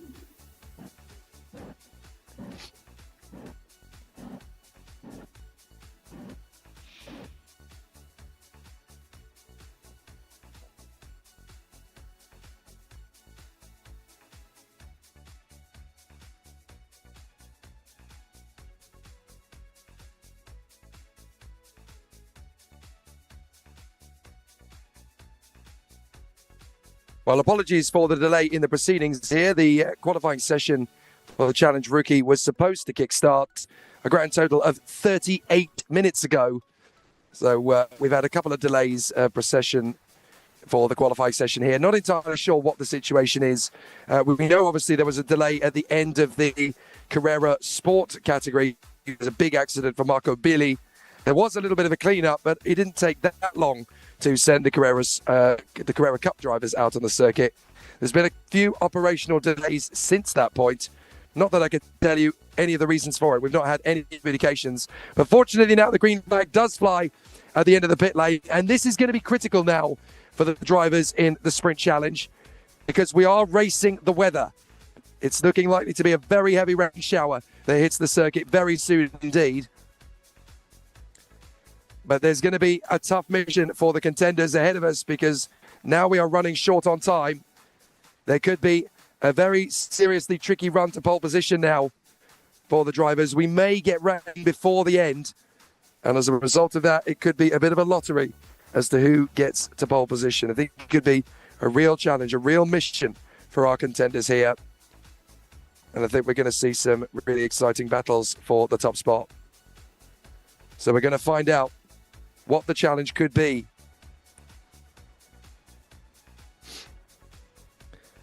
So now the Sprint Challenge drivers in the rookie category are sent out onto the circuit, and they will figure out just how tricky and how difficult the contenders will find the circuit to try and go to the top spot. It's not going to be easy to figure out who the pole position will go to. But now we've got the drivers venturing out onto the course. Rafa Brocchi, Claudio Reina, Fernando Oruda, as well as Claudio Chimiao. We'll also have William Arayo and Herberton Cardoso, along with Rafael Bernardes and Ricardo Zilberman. 8 drivers, all battling for the pole position in the rookie category. Don't forget, of course, in Sprint Challenge that you race for the pole position, no matter which category you're in. The top 10 drivers overall at the end of the 3 classes of qualifying will be going to pole position at the top spot. It's not going to be easy to judge who the pole position will go to, but it's certainly going to be intense. That is for certain. So we're looking for a pole position time then from our drivers in the Porsche Sprint Challenge in the rookie category. 9 drivers in total, my apologies. The 9th one is going to be Daniel Newman, the man who has been the rookie winner in the last 2 race weekends, and certainly leads the rookie points going into this weekend. It'll be a really exciting competition to try and figure out who our pole position sitter in the category is going to be. But certainly in terms of how things have played out across the 2 categories, the Sprint Challenge Championship lead is only 4 points between Carlos Chavez and Leonardo Herman. But in the individual case, there's a lot still to do as well. In Challenge Sport, Lucas Locatelli is only 3 points ahead of Mario Dallara, with Daniel Newman third in the point standings. In the rookie category, it's domination at the moment for Daniel Newman. He has the lead in the championship as we watch Claudio Reina going through the course. He's second in the championship on 42 points, 24 points back from Daniel Newman in the rookie category table, with Fernando Oruda in the mix there as well. So for this weekend in the championship, it's going to be very intriguing indeed to see how the challenge rookie drivers get on. There's only one driver missing from the fray in the rookies class. That is Jose Moranito, who is 8th in the championship standings coming into this weekend. So a chance for Claudio Shimao and Everton Cardoso to pick up the pieces and find some more races in there, some more race points in their race weekends. The 129 there, that is Sendo Oruda. The DMS Porsche number 129. And again, just as it is in the other categories, they've got to try and get themselves into the top 10 overall rankings after 3 classes of Porsche in the Sprint Challenge have come out onto the course. And if you're still in the top 10 by the time the final checkered flag of 3 falls, then you've got yourself a chance to go for the top spot and pole position. And as we've already seen in the Carrera Cup, it doesn't matter which of the 3 categories you're in. If you set the fastest time, your pole position, whether you're in Carrera Cup, whether you're in Sprint Sport, or whether you're in Sprint Rookie. And these are the Sprint. Oh, big accident in turn 1. That's Claudio Reina. Claudio Reina's gone clean off into the barriers at turn 1. Big accident for Claudio Reina. And that is the man second in the championship of rookie. Red flags instantly. So this is going to be a very tricky race weekend for Claudio Reina now. No decent lap time on the board for Claudio Reina. So it's going to be a headache for him. He'll start the races from the back of the grid, certainly for race 1. This is agony for Claudio Reina, and this is exactly what I feared might happen if we deviated from the race timetable. 40 minutes behind schedule, and we are getting closer and closer to that rain shower that could really affect the qualifying position. We may not get all of the qualifying sessions completed here, but it's a big accident at turn 1 for Claudio Reina. Here it is, look in the background, bang! Ouch. That is a heavy impact with the wall at turn 1 for Claudio Reina, a man who is fighting for the rookie championship in 2025. He had 24 points to make up for Daniel Newman. Daniel Newman, competitive racer that he is, will probably have a wry smile, but there is Claudio Reina in the car, assessing the damage. Right, that's not going to puff out, is it? Big difficulty, I'm afraid to say, then, for Claudio Reina coming into this weekend. That is not what he needed at all, and it very much is game over here. Right, interestingly, there are penalties being considered, or at least handed out, I think, for the drivers in the Sprint Challenge. The drivers who are getting penalties, and it's for going too fast out of their pit box, I do believe. So certainly some penalties coming the way of 4 drivers, namely Rafa Brocchi, the 100 of Rafael Bernardes, the 99 of Claudio Reina. So that's just going to add insult to injury. Another accident. We were already under red flags. And that is Everton Cardoso. He's already had one big accident this year. Remember at Velocita when he lost control of the car completely and barrel rolled it down the hill? Well, now Cardoso has had another big accident in round 3. Oh my goodness. And I'm afraid to say that Everton Cardoso is almost certainly going to get the book thrown at him there, because there's no way that that isn't going to come back to bite him. An accident under a red flag is an absolute no-no in motorsport. And so I think I'm afraid to say Everton Cardoso is going to be heavily scrutinized for that. And I think that's going to be a pretty nasty moment for him. So I think that's going to be a very frustrating situation then for Everton Cardoso. Let's see what happened. It's on the home straight. The red flags are already out. Oh, my word. What a bizarre place to have an accident in the first place. He's trying to come into the pits, but not be going anywhere near that fast under red flag conditions. And I'm sorry to say that the organisers are going to throw the book at Everton Cardoso for that. When you are under red flags, you are absolutely slowing down and preparing to stop. That's what the red flag means. You are slowing down and preparing to stop. You should not be having an accident under a red flag. Right, so the penalties that are going to be handed out to Rafa Brocchi, Claudio Reina, Rafael Bernardes, and the third man in the list, the fourth driver in the list, I should say, is the number 129. That is Fernando Uruda. They are all going to get penalties for touching the white line coming out of the pit box. Now, that is the white line on pit exit, I do believe. So all four drivers are going to get a penalty for that. And now we're going to get Claudio Reina's car in bits. And Everton Cardoso is almost certainly going to get a penalty for having an accident under red flag conditions. That is the most bizarre thing I've seen this year. When the red flags are out, you should be slowing down. You should not be having an accident. You should certainly not be going fast enough to have an accident. And that is a big moment in this weekend. And that's going to delay things even more. We were already under red flags for Claudio Reina at turn 1. Now we're going to be under red flags for longer for Everton Cardoso's car in pieces at the final turn.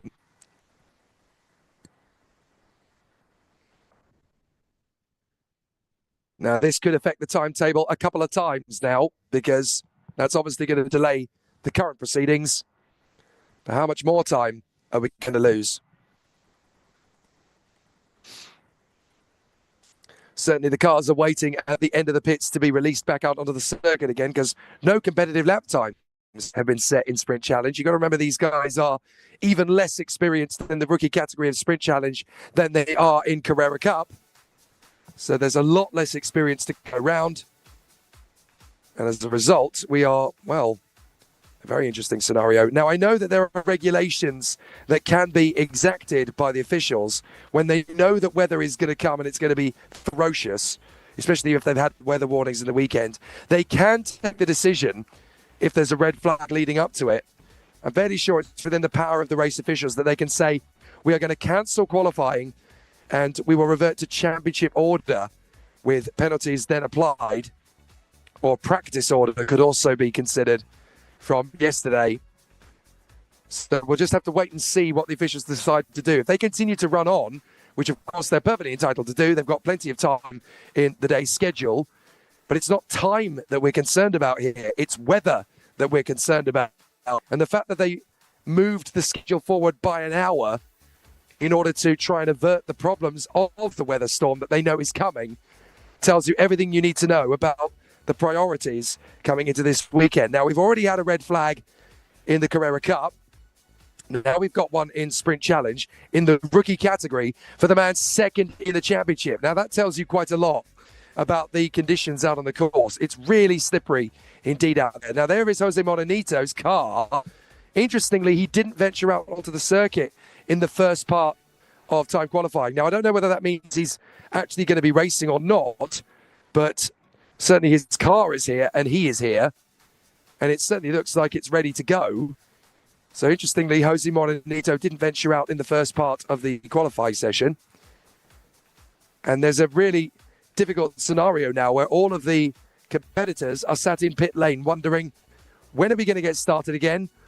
Track going to be clear enough to go racing, and how much time is that going to give us before the rainstorm hits the circuit, and then we're in dire straits anyway? So there's a lot of complicated factors that need to be gone into in this one.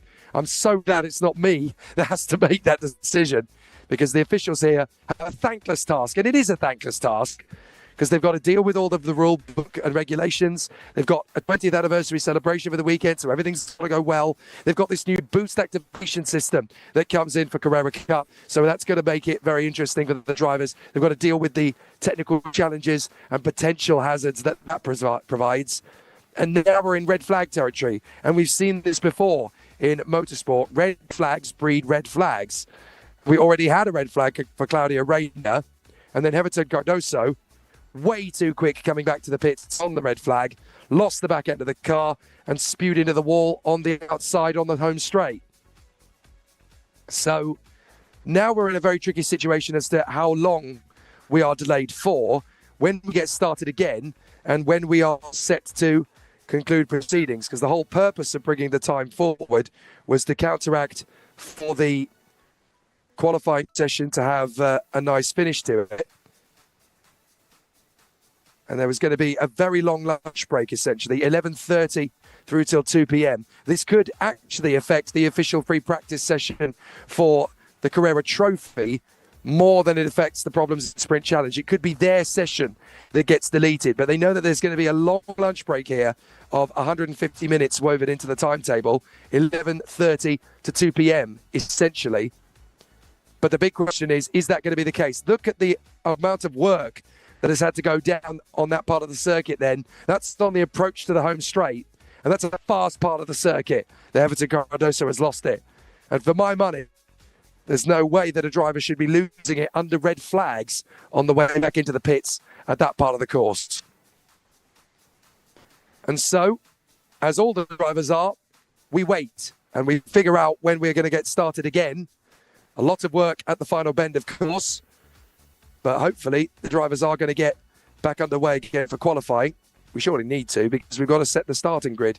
But what's fascinating about the situation now, of course, is that when we should be concluding, or at least starting the top 10 shootout, we haven't even got to the challenge rookie shootout yet. So we're quite a long way behind the schedule. That has already been adapted. Let's have a look at what happened to Claudio Reyna. This is a scary, scary accident. Wait for it. Up in the top of your picture. Goodness me, the car just didn't slow down at all. And that is a big impact with the barriers. That's why we had the original red flag. But unfortunately, while we were under red flags, making his way back to the pits, Everton Cardoso then came back to the pits far too quickly. And on the white line on the way back in, lost the car. And then, even worse, he ended up in the barriers at the final corner. So now we've got two cleanups going on simultaneously. Hopefully we'll get underway very soon indeed. But it's a very, very close situation now for the weather conditions.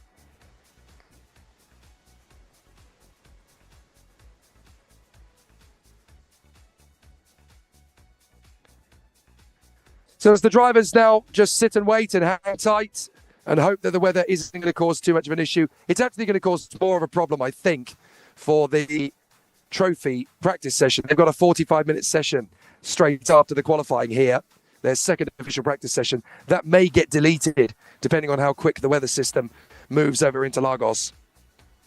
But that's obviously something for the weather god. The officials here decided to take advantage of the situation of having a flexible timetable and having the racetrack all to themselves to preempt the situation and try and get themselves into a good situation nice and early, so that there's not going to be too big a difficulty in getting racing underway. So hopefully we're going to be in a situation where we can make those changes and we can get things done in a good position and a good situation. So we'll just wait for the cleanup job to finish up on the far side of the course. And then hopefully we'll be in a situation where we can have a heck of a lot more fun out on the circuit. But as you can see, there's a lot of liquid that needs to have some cement dust put down. And that's at a fast point on the circuit, on a racetrack that's already fairly greasy and very slippery.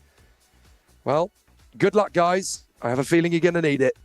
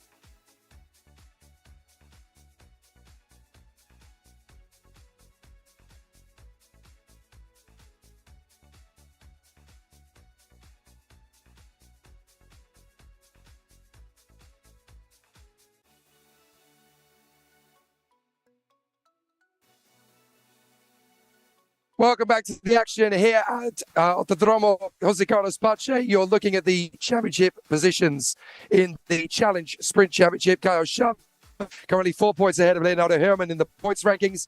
Gerson Campos, Lucas Locatelli and Mario Dell'Ara giving chase from Caio Castro, Saraglaita, Matheus Roque, Daniel Newman, the leading rookie, and Jose Moranito, who is 10 points back from Roque and Newman. We are under a pause of delay at the moment because of a red flag brought to the first section of the rookie class in the Porsche Sprint Challenge Brazil. Interestingly enough, the reason the timetable was brought forward initially this morning was due to a weather pattern that was expected to hit the circuit. Ironically enough, it looks as though it's actually drying out on the course here. So there's actually a very good chance that the rain that was feared may not actually materialize. So it could be a very interesting scenario for the competitors as we now get ourselves ready for the potential restart of this session. Then we're just waiting for the all clear and then we will go.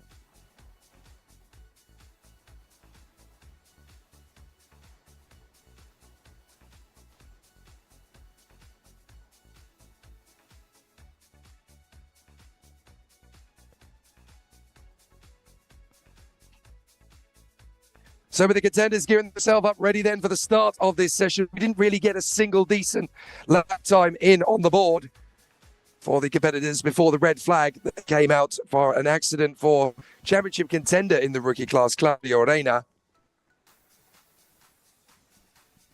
So that definitely makes things a little bit more complex going into this session, as the drivers are looking for another fast time. But the red flag is stationary at the end of the pit lane, which means we should be able to get underway again.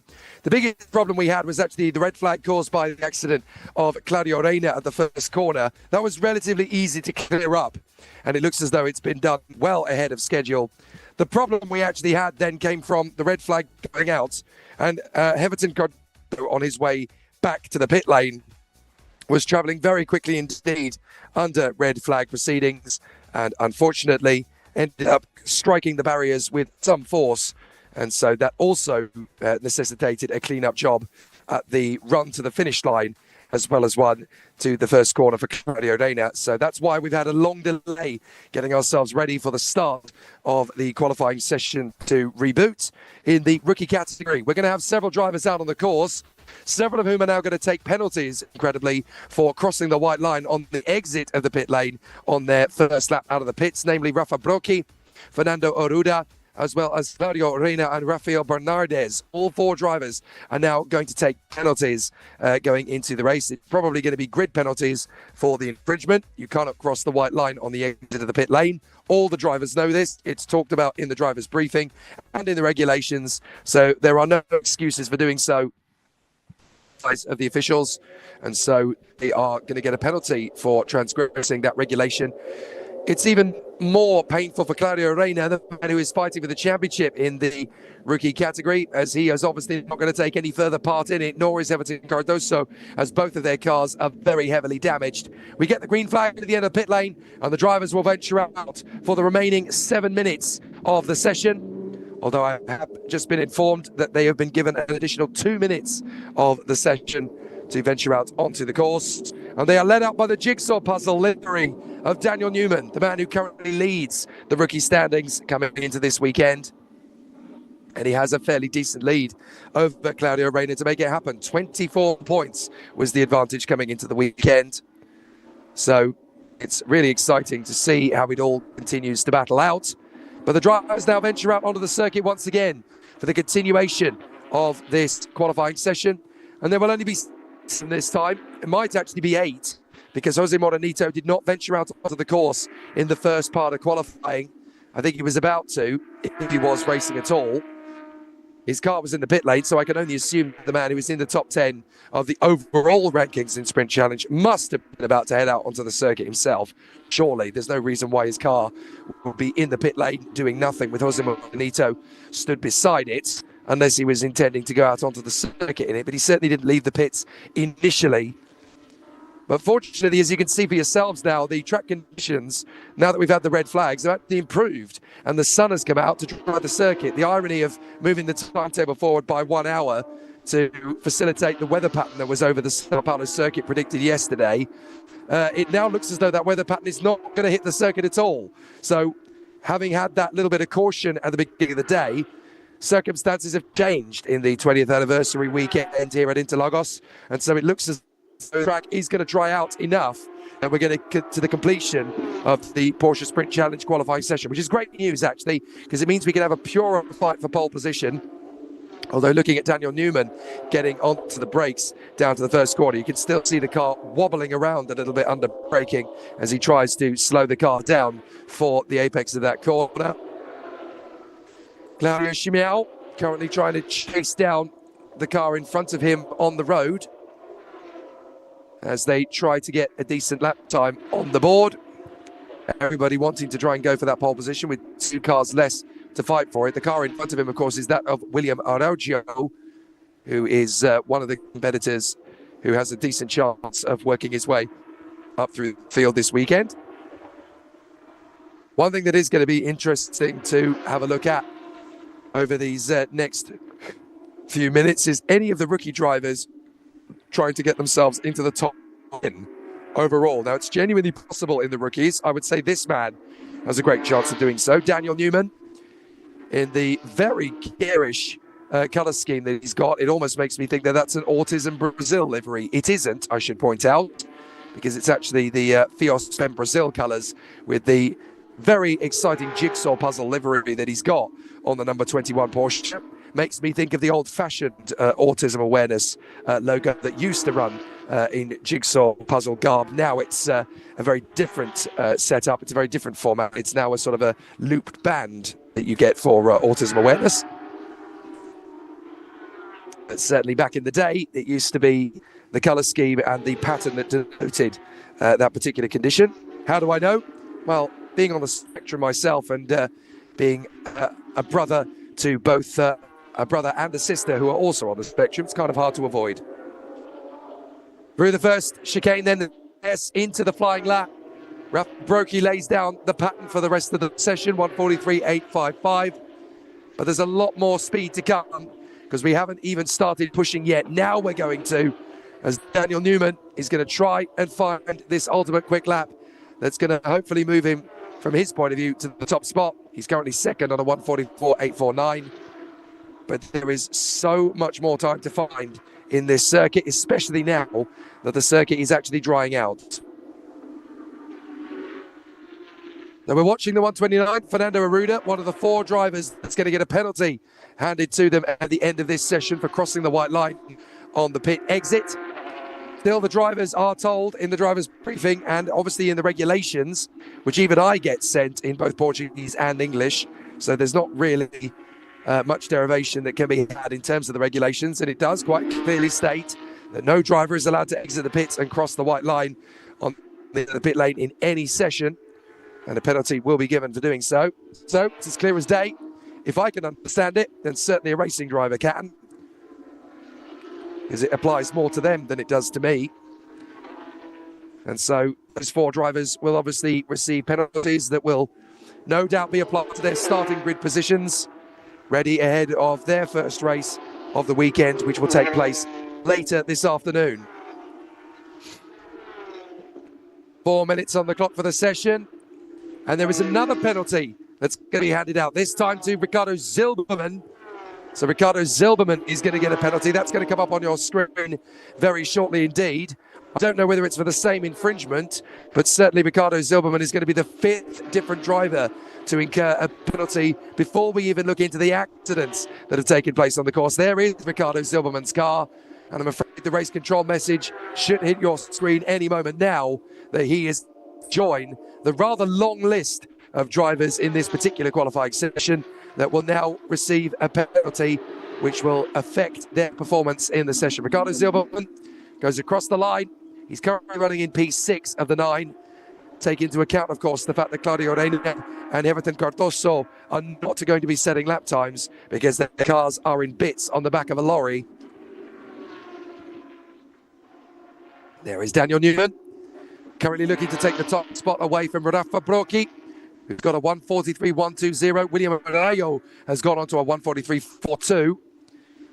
But now we're on push laps. This is where things are going to get pretty serious. Daniel Newman getting a 39.440 for the first sector. He's done a 32.22 for the second sector. So it's fairly likely that Daniel Newman is not only going to get the fastest time, but it could be a time that's never beaten in this rookie category.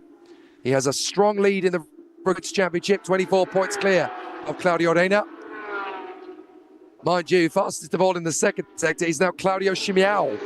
So Chimiao is now going for the top spot. And so Daniel Newman across the lap. What is the lap time going to be? 1:42.55. So a good lap time there from Daniel Newman. He goes top spot for the moment, ahead of Rafa Brocchi and William Arroyo, with a lot of pressure climbing on the races to try and get a more competitive lap time on the board. But it's still going to be a really exciting battle for the contenders as they work further forward. So still the drivers pushing forward, looking very competitive at the moment. As across the line comes Ricardo Zilberman, the 18. I'm surprised the message didn't come across the screen actually, but he has been given a penalty as he comes through on a 1:45.273. Still trying to find a little bit more pace in the car. Conductor's car, number 33, William Arroyo, has now gone second at a 1:42.587. Just 29 thousandths of a second slower than Daniel Newman, who in turn, and William Arroyo in turn is only 52 thousandths of a second quicker than Rafa Brocchi. So it's very close indeed for pole position at the moment in the rookie category of the Sprint Challenge. It's going to go right down to the wire, that is for certain. And it's going to be very close to the mark now as the drivers are looking for a very close proximity run. But the drivers are going to want a very close proximity charge for pole position. There is the two. That is Rafa Brocchi trying to get to pole position in the X99 car, giving chase to Daniel Newman, who currently has provisional pole position in rookie. A 1:42.558 is the lap time that he needs to beat. Across the top, he's done it already. Daniel Newman on a 1:42.25, but Rafa Brocchi goes quicker. 1:12.040. So even quicker from Rafa Brocchi. And faster than all of them goes William Arroyo. 1:41.971. William Arroyo now goes to the top spot in the rookies category. Still waiting to see what sort of pace we're going to get from the other drivers in the field. Certainly Ricardo Zilberman and Rafael Bernardes are going to need a little bit more pace if they want to get close to the top five. There's 9/10 of a second now between them. And there is another penalty being handed out, a 5-place grid penalty. And that is for the second race, I do believe, or is that for the first race? It's the 33 of William Arroyo. Well, that is very dramatic, because that's the car that's going to be starting in pole position provisionally for race 1. But for the second race, it looks as though a 5-second penalty, I'm sorry, a 5-place penalty for the grid, there you go, is going to be handed out to William Arroyo. Now, I think that's a penalty that is left over from Velocita, but it's only for race 2 as far as I can tell. It's not for race 1, only for race 2. So William Arroyo should be able to start from pole position if he stays there in race 1. But for race 2, whatever happens, he's going to get a 5-place grid penalty. I'm fairly sure that is left over from Velocita in round 2. Well, interestingly, Ricardo Zilberman's penalty flashed up on the screen and was then removed. So I don't know whether it's permanent or not. Checkered flag comes up for William Arroyo, and he does not improve on his time. He does he does improve on his time, sorry, a 1:41.971. So he sets another pretty quick time there to go quicker still. Into the pits comes Daniel Newman and Rafa Brocchi.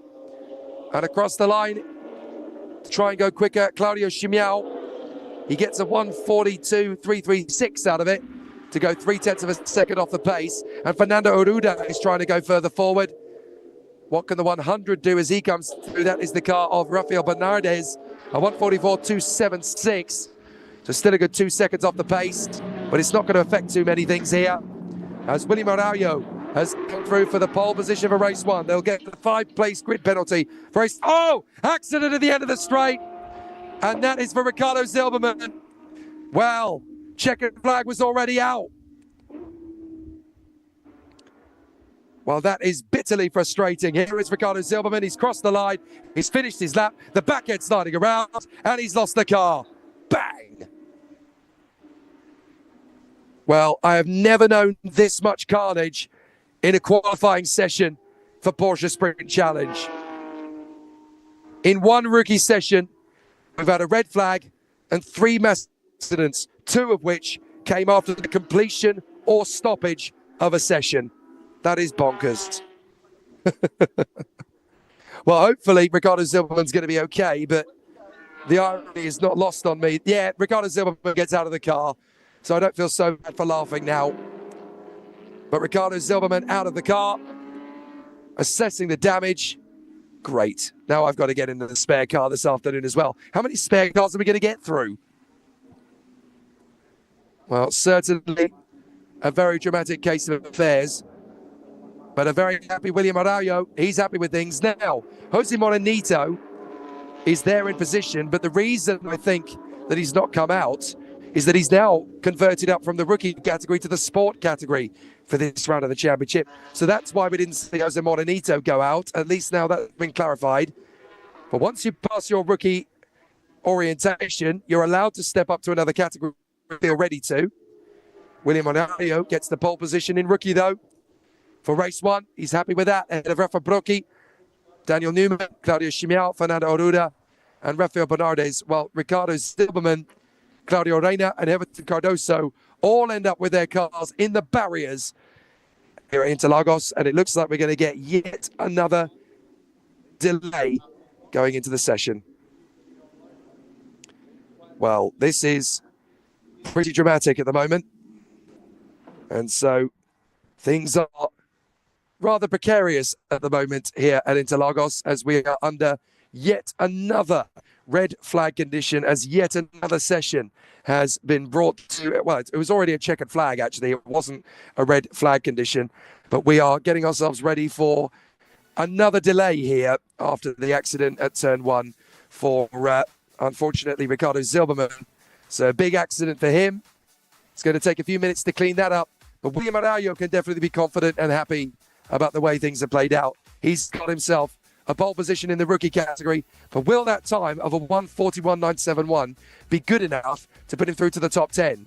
And how long is it going to take us to get to that top 10? We'll find out shortly.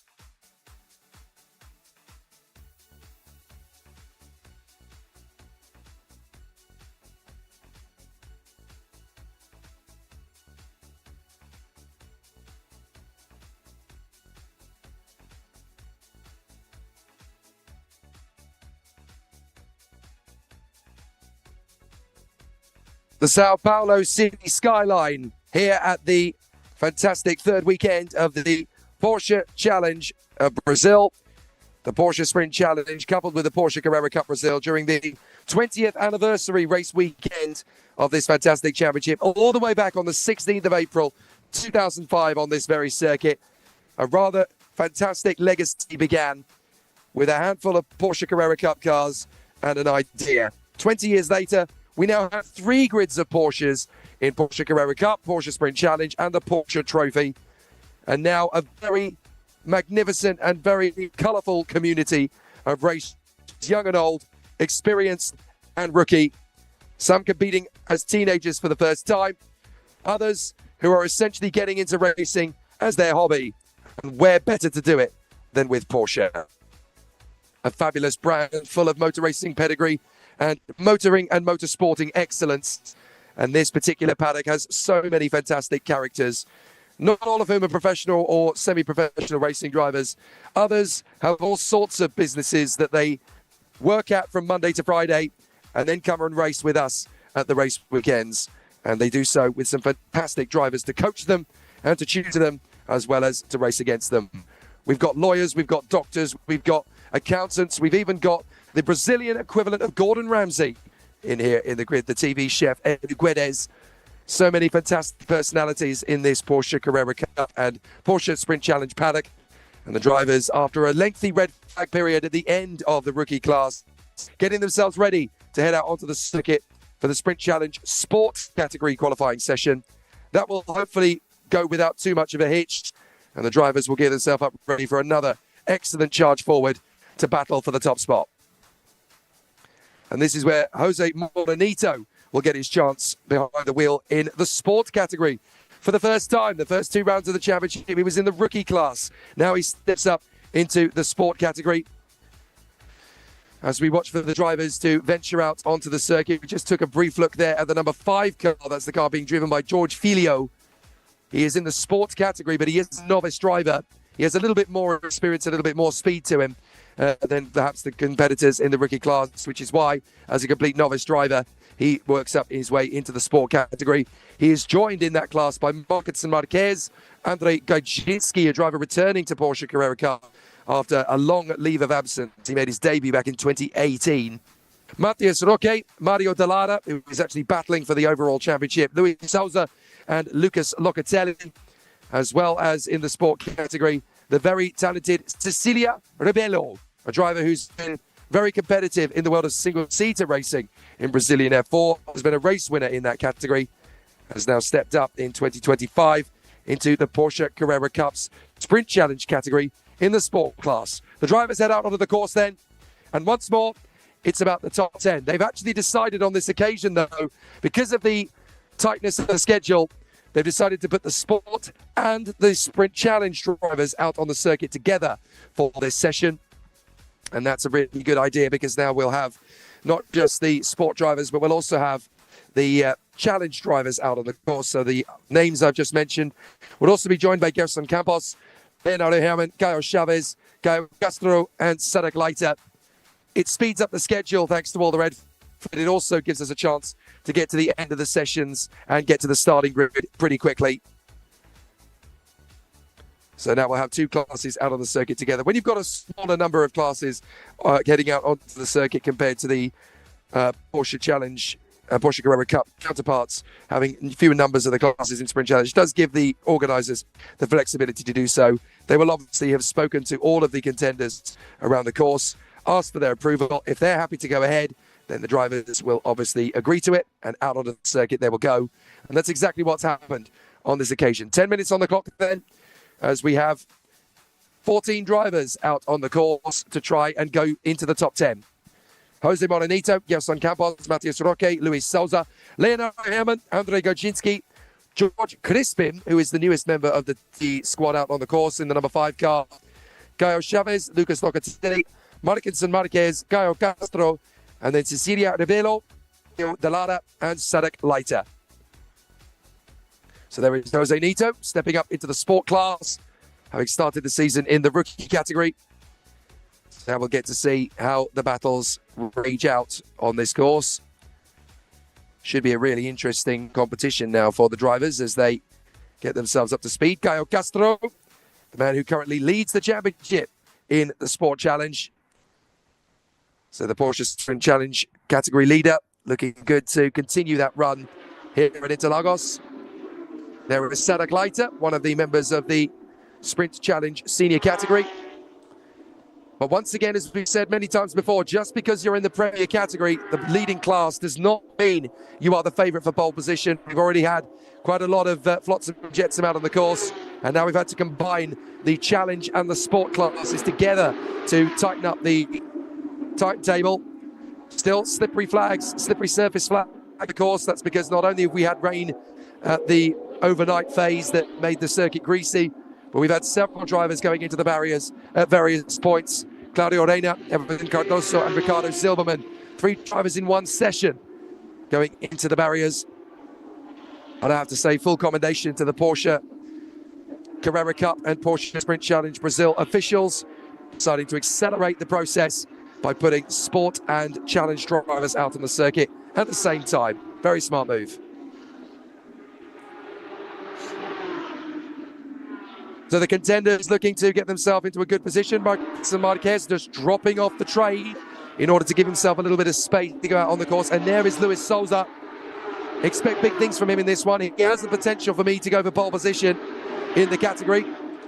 Then we're going to get to see some really good racing from him this weekend. He's really starting to knock on the door of the top spot overall, not just in the class. So regular competitor for the top spot. I expect Luis Souza to once again put on a good effort here.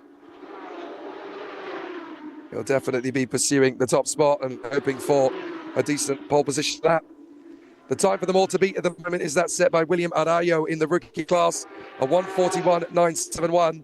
I've got a feeling that the top 10 is not going to be filled with rookie drivers, just because the time left between the sessions has helped drive the circuit out even more.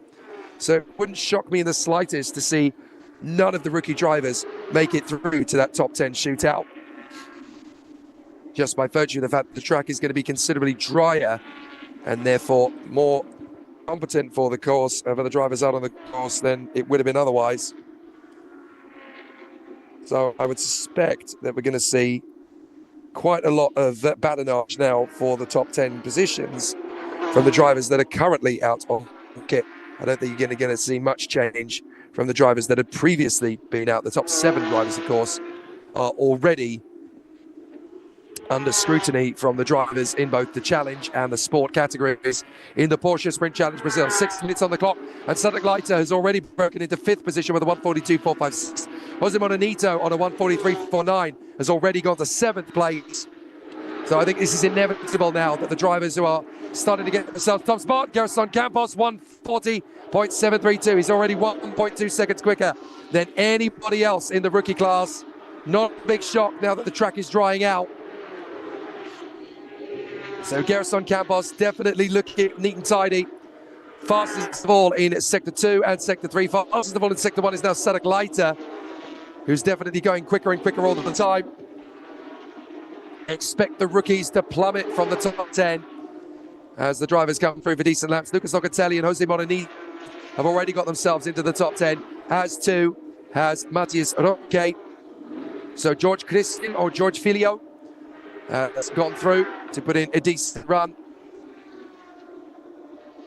Geração Campos already on the top spot at the moment. Here's Sada Gleiter, currently running in P6. What time is he going to bring us over the line? Sada Gleiter goes, oh, no quicker actually. He actually bailed out in the second sector, so he's going to have to try again, but he's already put himself into the top 10. No need for Sada Gleiter to panic, unless, of course, a whole collection of other drivers behind him decide to go through. Because currently, Mario Dallara, Cecilio Rebello and Matias Roque have all got themselves into the top 10 for the moment. But there's a whole host of challenge drivers who haven't really got up to speed yet. Caio Chavez, Leonardo Herman and Caio Castro are still building up to their fast laps. So if I'm Mario Dallara, Cecilio Rebello and Matias Roque, and even Sada Gleiter, I'm a little bit concerned about the pace that I've currently performed. I want to get a bit more time down as Jose Mononito gets 1:40.987 and up to a 1:39.7 now for Geração Campos.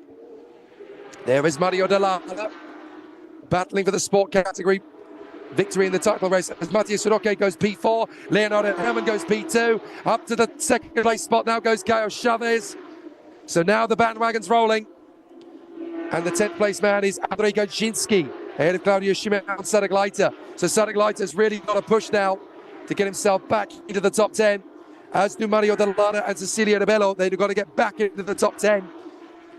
3 minutes 45 on the clock roughly, as up to fourth place, up to third goes Caio Castro, just on shave off Caio Chavez. And that is the 77 of Mario Dell'Ara. He goes 8th. Cecilia De Bello goes 9th. She's back in the top 10. So William Araujo is about to get obliterated from the top 10 shootout. The key driver, but on a drying track, it looks like Roque, Godzinski and Luis Souza all have a chance to get through until we get a spin from the 82, Geração Campos. He gets back on the course, but that is the man who's gone quickest of anybody. So Geração Campos finds his limits. He gets going again. So how did he save it? That's for the top of the course. Good pirouette to the corner with no name, but well saved by Geração Campos, and he keeps the car out of the barriers so we don't get damage, we don't get a red flag. And Cecilio De Bello is now in the top 10 as Marquez puts himself 7th place to knock William Araujo out of the top 10. So there will be no rookies in the top 10. That's not a big shock, but now the run for the top 10 is getting very competitive indeed. The top 5 drivers are all drivers in the challenge category until Matthias Roque, then Leonardo Herman immediately displaces him again. So the top 5 are all challenge drivers. Campos, Chavez, Castro, Leiter and Herman. Now Lucas Locatelli's gone 5th, the leading driver in sport. And we've got Roque, Marquez, Mononito and Dell'Ara in the top 10. So Cecilia De Bello is out of the top 10 again. She's got to try and get back in there. So Cecilia De Bello trying to go quicker than a 1:41.453. That would put her back in the top 10. As Castro goes 3rd quickest on a 1:40.287. 5 thousandths of a second quicker than Sadaglaita. But we want to see what Cecilia De Bello is going to do. The number 23 of Leonardo Herman in that beautiful silver and chrome car. And off the road, we've got the car off with 1 minute 40 to go. It is Mario Dell'Ara. Mario Dell'Ara has got himself in the top 10, of course, with a 6th place run, and it's red flags. Oh, and he's hit the inside wall and then bounced off to go further forward. Well, with 1 minute 40 on the clock as well, yet another red flag here at Interlagos. And so Mario Dell'Ara, who's managed to get through, has damaged his car. And with 1 minute 40 to go, the red flags are out and kisses goodbye the chance to get back in the top 10 for Cecilia De Bello. I'm almost certain they're going to red flag it and keep it at red flags. They're not going to restart this session, I don't think. So a very dramatic end to the session as Mario Dell'Ara books his place in the top 10 and then crashes. So he's not going to be able to go through to the top 10 shootout, although he's already in.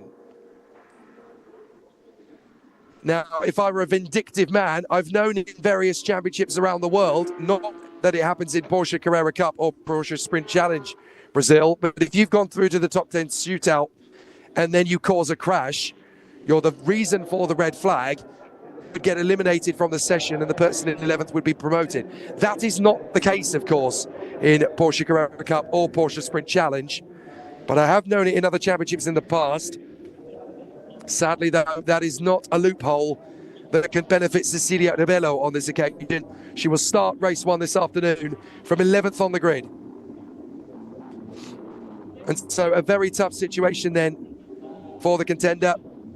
Cecilia De Bello, she wants to get a decent run on the grid, but 11th position is where she shall start. That means the 10 that go through are Geração Campos, Caio Chavez, Caio Castro, Sadaglaita, Lucas Locatelli, Mario Dell'Ara, Leonardo Herman, Matthias Roque, Marquez, and Jose Mononito.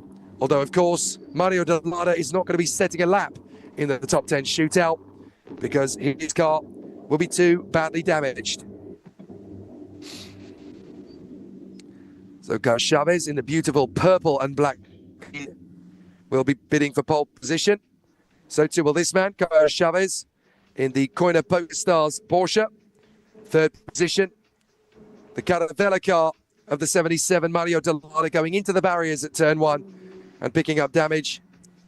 So now there's going to be another lengthy pause as we get to the top 10 shootout, minus Mario Delata. So in 10, it's actually going to be a top 9 shootout.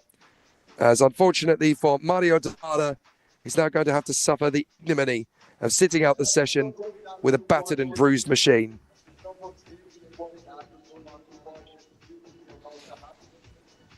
Now, of course, the contenders still need to make the 45-minute session for the trophy a little bit later.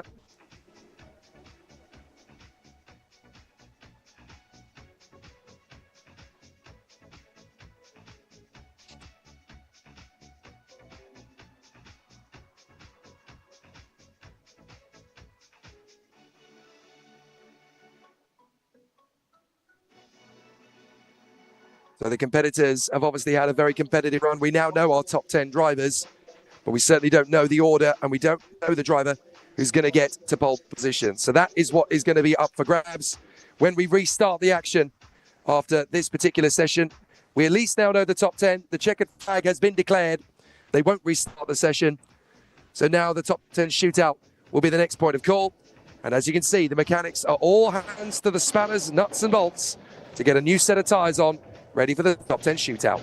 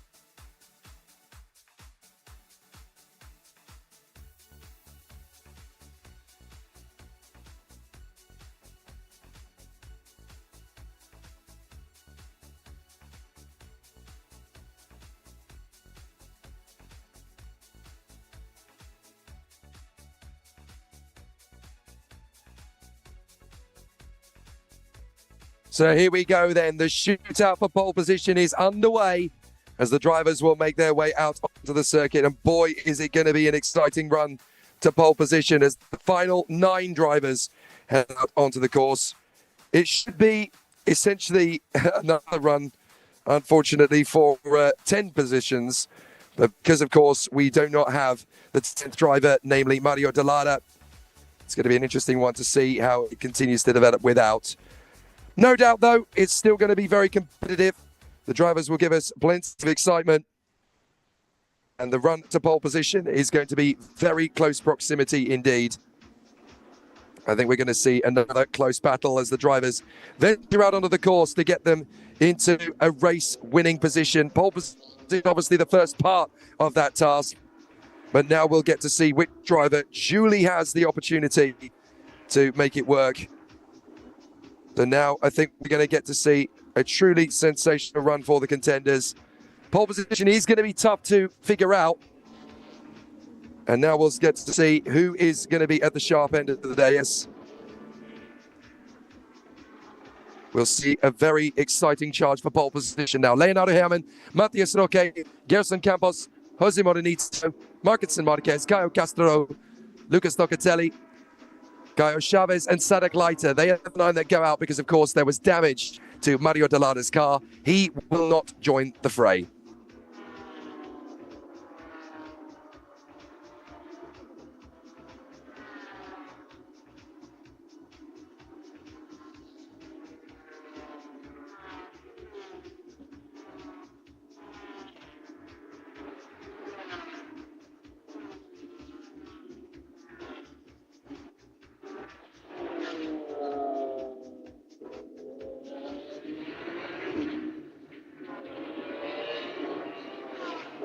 So the cars get themselves up to speed, then trying to find that ultimate fast time.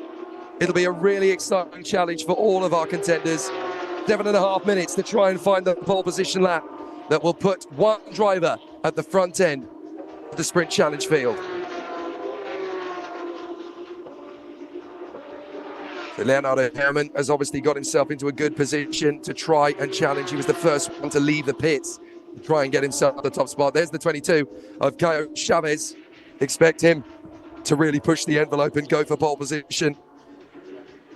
But there's still so much to shoot for in this category. At the first round of the championship, the Velocita, it was very competitive for the pole position mark.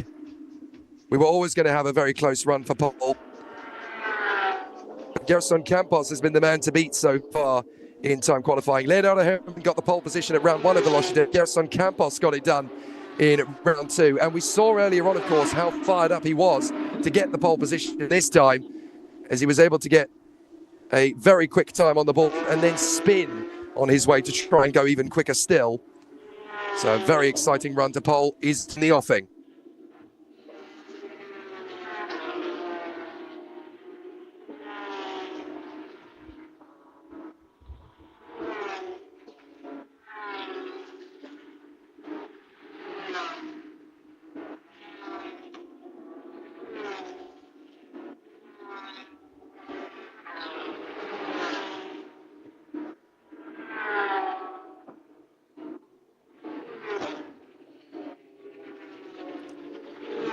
So now competition is going to be an interesting one as the contenders are trying to fight for this final flying lap. Leonardo Herrmann lays down the gauntlet, 1:41.94 in front of Marquez Marquez, but he's 3 seconds back. So this is really Leonardo Herrmann really pushing for the fast time. 5.5 minutes to go as we watch Gerson Campos. He was the man who got pole position in round 2, don't forget. This man's got a chance. Leiter, he's always got potential for that pole position mark, but he's never really been able to unlock the pace. Something has always held him astray. Something has always held him up somehow. And now the opportunity to move forward has been very eagerly matched. So we'll see if Sadek Leiter is going to get his chance at pole position. The lap time from Lucas Locatelli is a 1:42.836. That's 0.8 of a second away. I've got a feeling there's still some more time in this circuit to find. As Sadek Leiter comes across the line, what can he do? Fastest time, 1:40.697. So that's the fast first lap, the proper first fast lap, I should say, from this shootout for pole position. So we'll see what that turns into. But Leonardo Herrmann has clearly got some time to find. 1.2 seconds slower than that mark from Sadek Leiter. I've got a feeling that this pole position is going to go under 1 minute 40 as the track gets faster. Here is the silver machine, Leonardo Herrmann, and he's got a 140.633. He's only 64 thousandths of a second quicker. So the fight for pole position truly begins. 4 minutes to go in this session. And it's going to be a very close proximity. Right, Matthias Roque has just gone quickest. A 1 minute 40.607 for the sport driver. We do know that sport drivers can go quicker than the challenge drivers, but Geração Campos smashes it all, 1:39.989. I did think a pole position could be under 1 minute 40. So an excellent run for our contenders. There's Leonardo Herrmann trying to go quicker still. Fastest first sector of the still remains with Geração Campos though, although Leonardo Herrmann goes across the timing line and it's a 38.05. That's the quickest we've had so far. Fastest in Sector 2 is Sadek Leiter. He's on a quick lap at the moment. We've only got 3.5 minutes left of this session, and the track is getting quicker all the time here at Interlagos. Though we should be able to find a little bit more time in the circuit yet. 1:39.9. Across the line will come. This is Sadek Leiter. This is his chance to get into first position. What will Sadek Leiter do as he comes across the line? Can he take the pole position away? No. Third position for the moment. 1 minute 40.422. Here's Leonardo Herrmann. Now Leonardo Herrmann is back down to fifth position now because Campos is top. Locatelli is now second from Leiter and Matthias Roque. Herrmann's gone fastest of all in the second sector at 31.513. Is Leonardo Herrmann going to get the top spot in here? An excellent run across the line. See if this is going to be good enough. It is. Pole position for the moment. 1:39.77 for Leonardo Herrmann by 0.2 of a second. He got it done in round. Oh, a spin. A spin. Marcus and Marquez.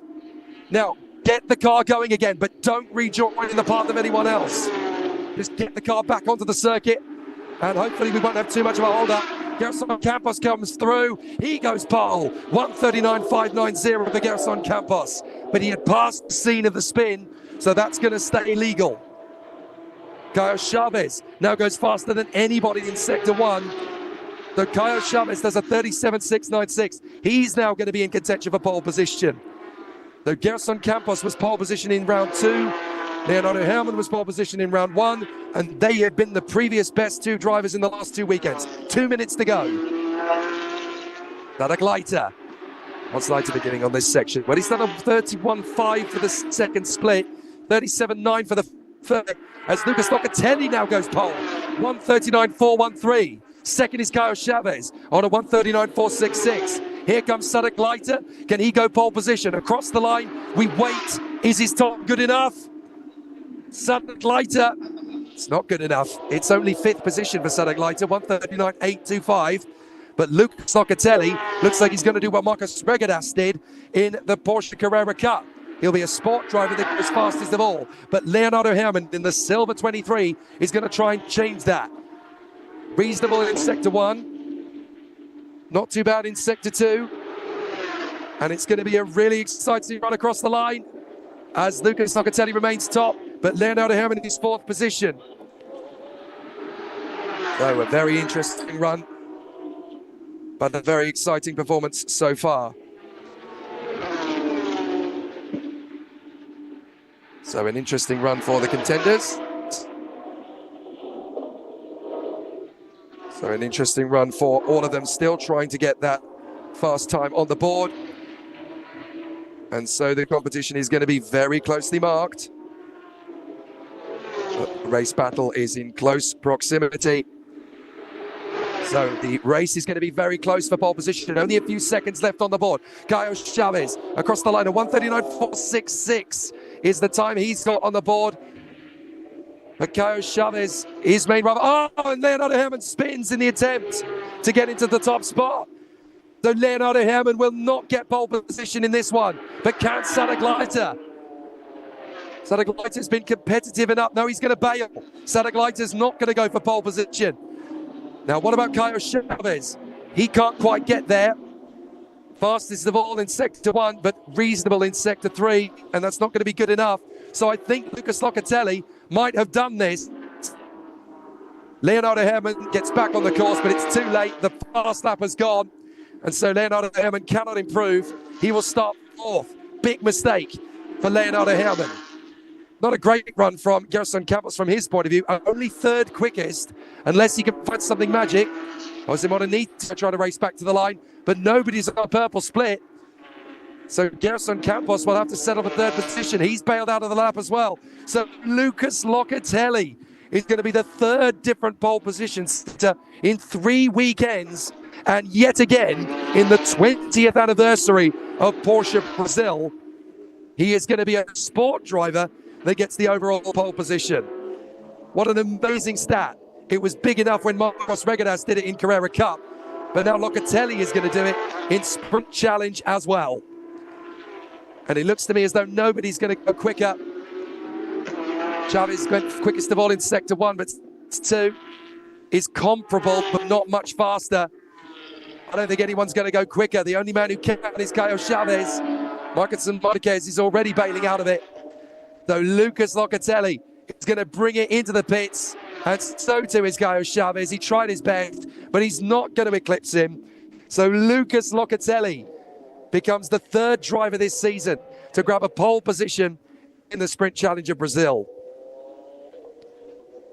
A very exciting moment for the championship. They're all just waiting. They're all just, I don't think they want to count their chickens yet. They know that Caio Chavez could potentially take it away.